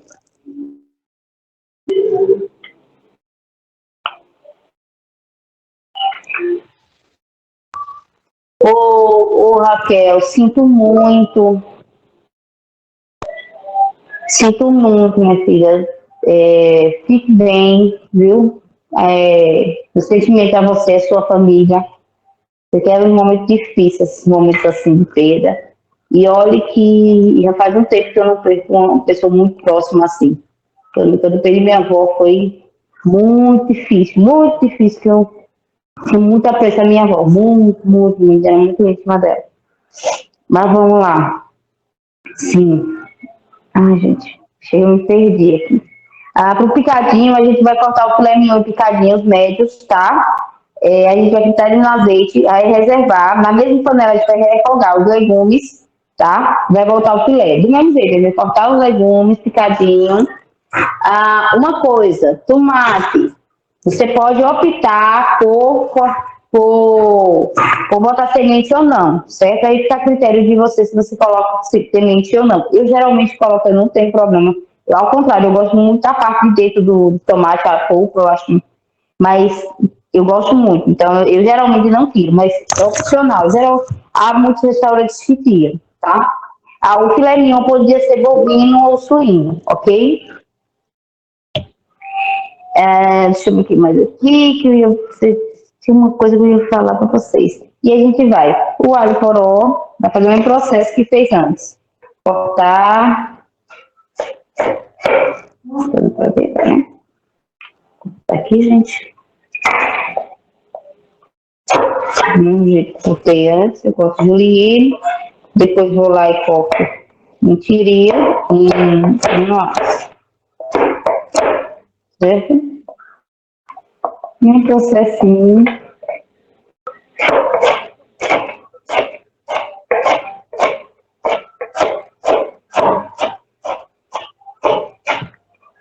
Nessa receita aqui não tem alho. Tá? Leva pimentão no lugar. A gente vai estar colocando 4 tomates, mas aí depende do tomate, né? A gente está colocando metade de tomate. Tá legal? Certo? Corta em cubos de tomate.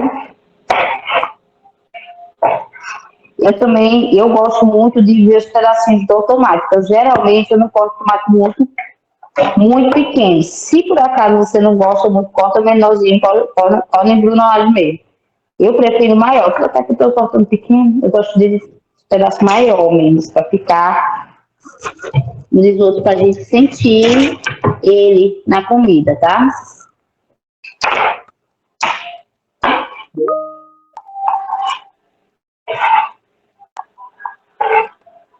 Barulhinho interessante.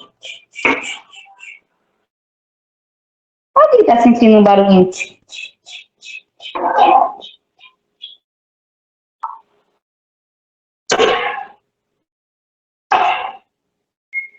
Um barulhinho interessante. A cebola, no caso aqui é um quarto, tá? Um quarto de cebola, então eu não vou estar usando tudo, porque eu tirei um pedaço menor da outra. Então não vou cortar todos aqui. Mas aí tem muito que ter critério, a gente gosta um pouco mais de cebola. Não vou botar.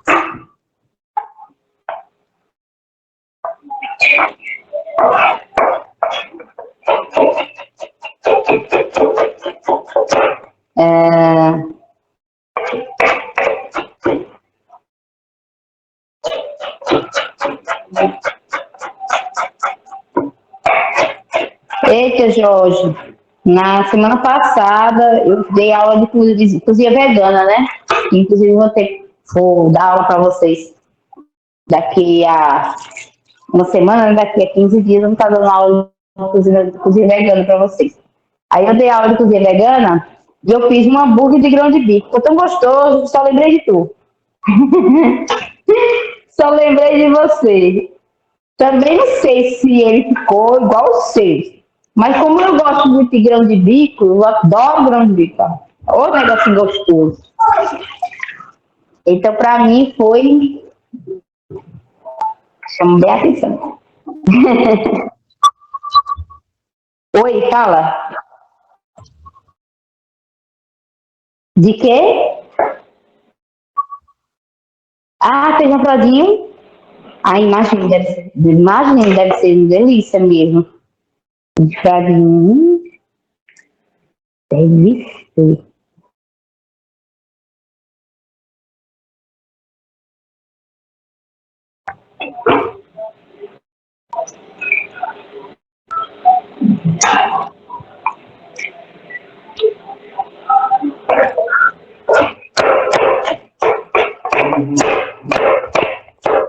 Filho, cuidado com esse fio aí, pelo amor de Deus.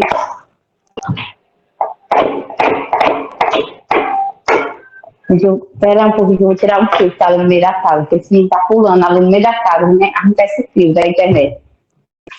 Eu tenho um danadinho fio de internet que eu saio andando pela casa.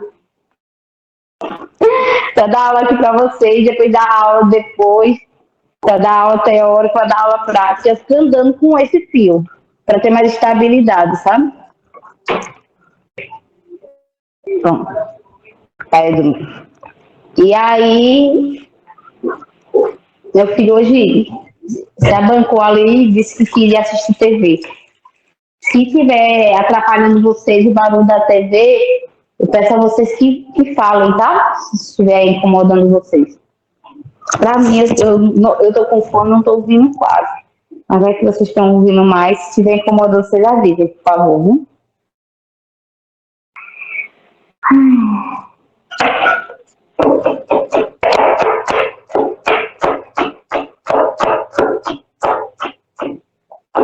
Uma coisa, a polenta de vai fazer a polenta cremosa, tá? Mas se optar também, você pode fazer a polenta, colocar numa forminha, deixar ela esfriar, certo?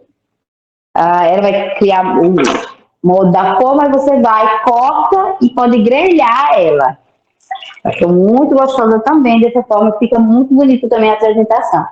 A gente tá indo mais pro típico, certo?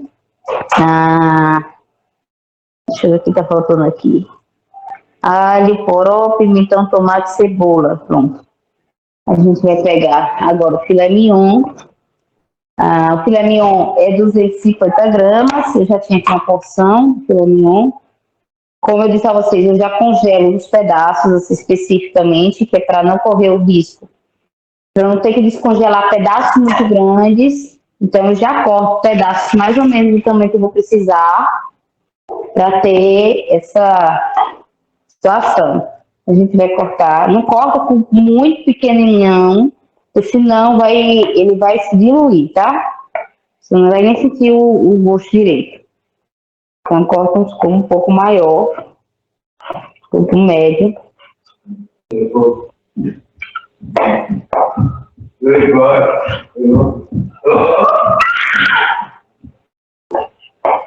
Mas com a carne tem que ser uniforme, tá? Cortou pequeno, tudo pequeno. Cortou grande, tudo grande. Igual legume.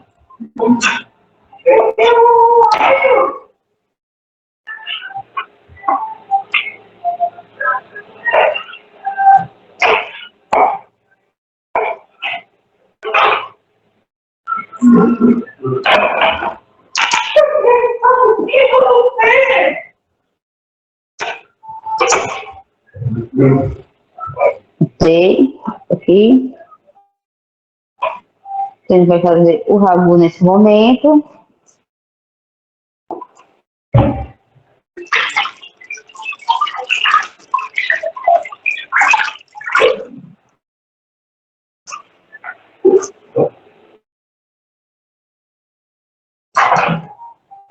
Como eu já ia botar água para cozinhar a massa, então eu já coloquei tudo junto. Eu ia precisar para água para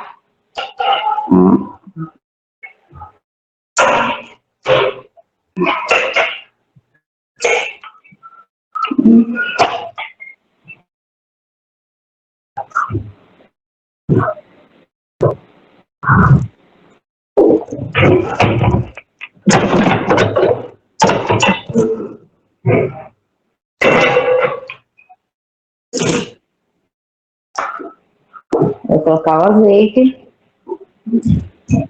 Fiz azeite aqui. Pode ser óleo? Pode.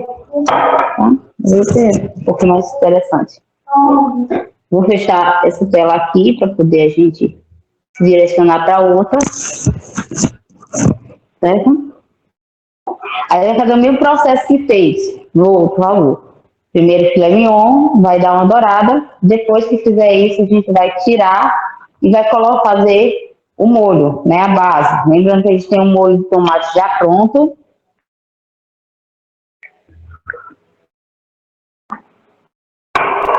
Já tem um molho de tomate já pronto.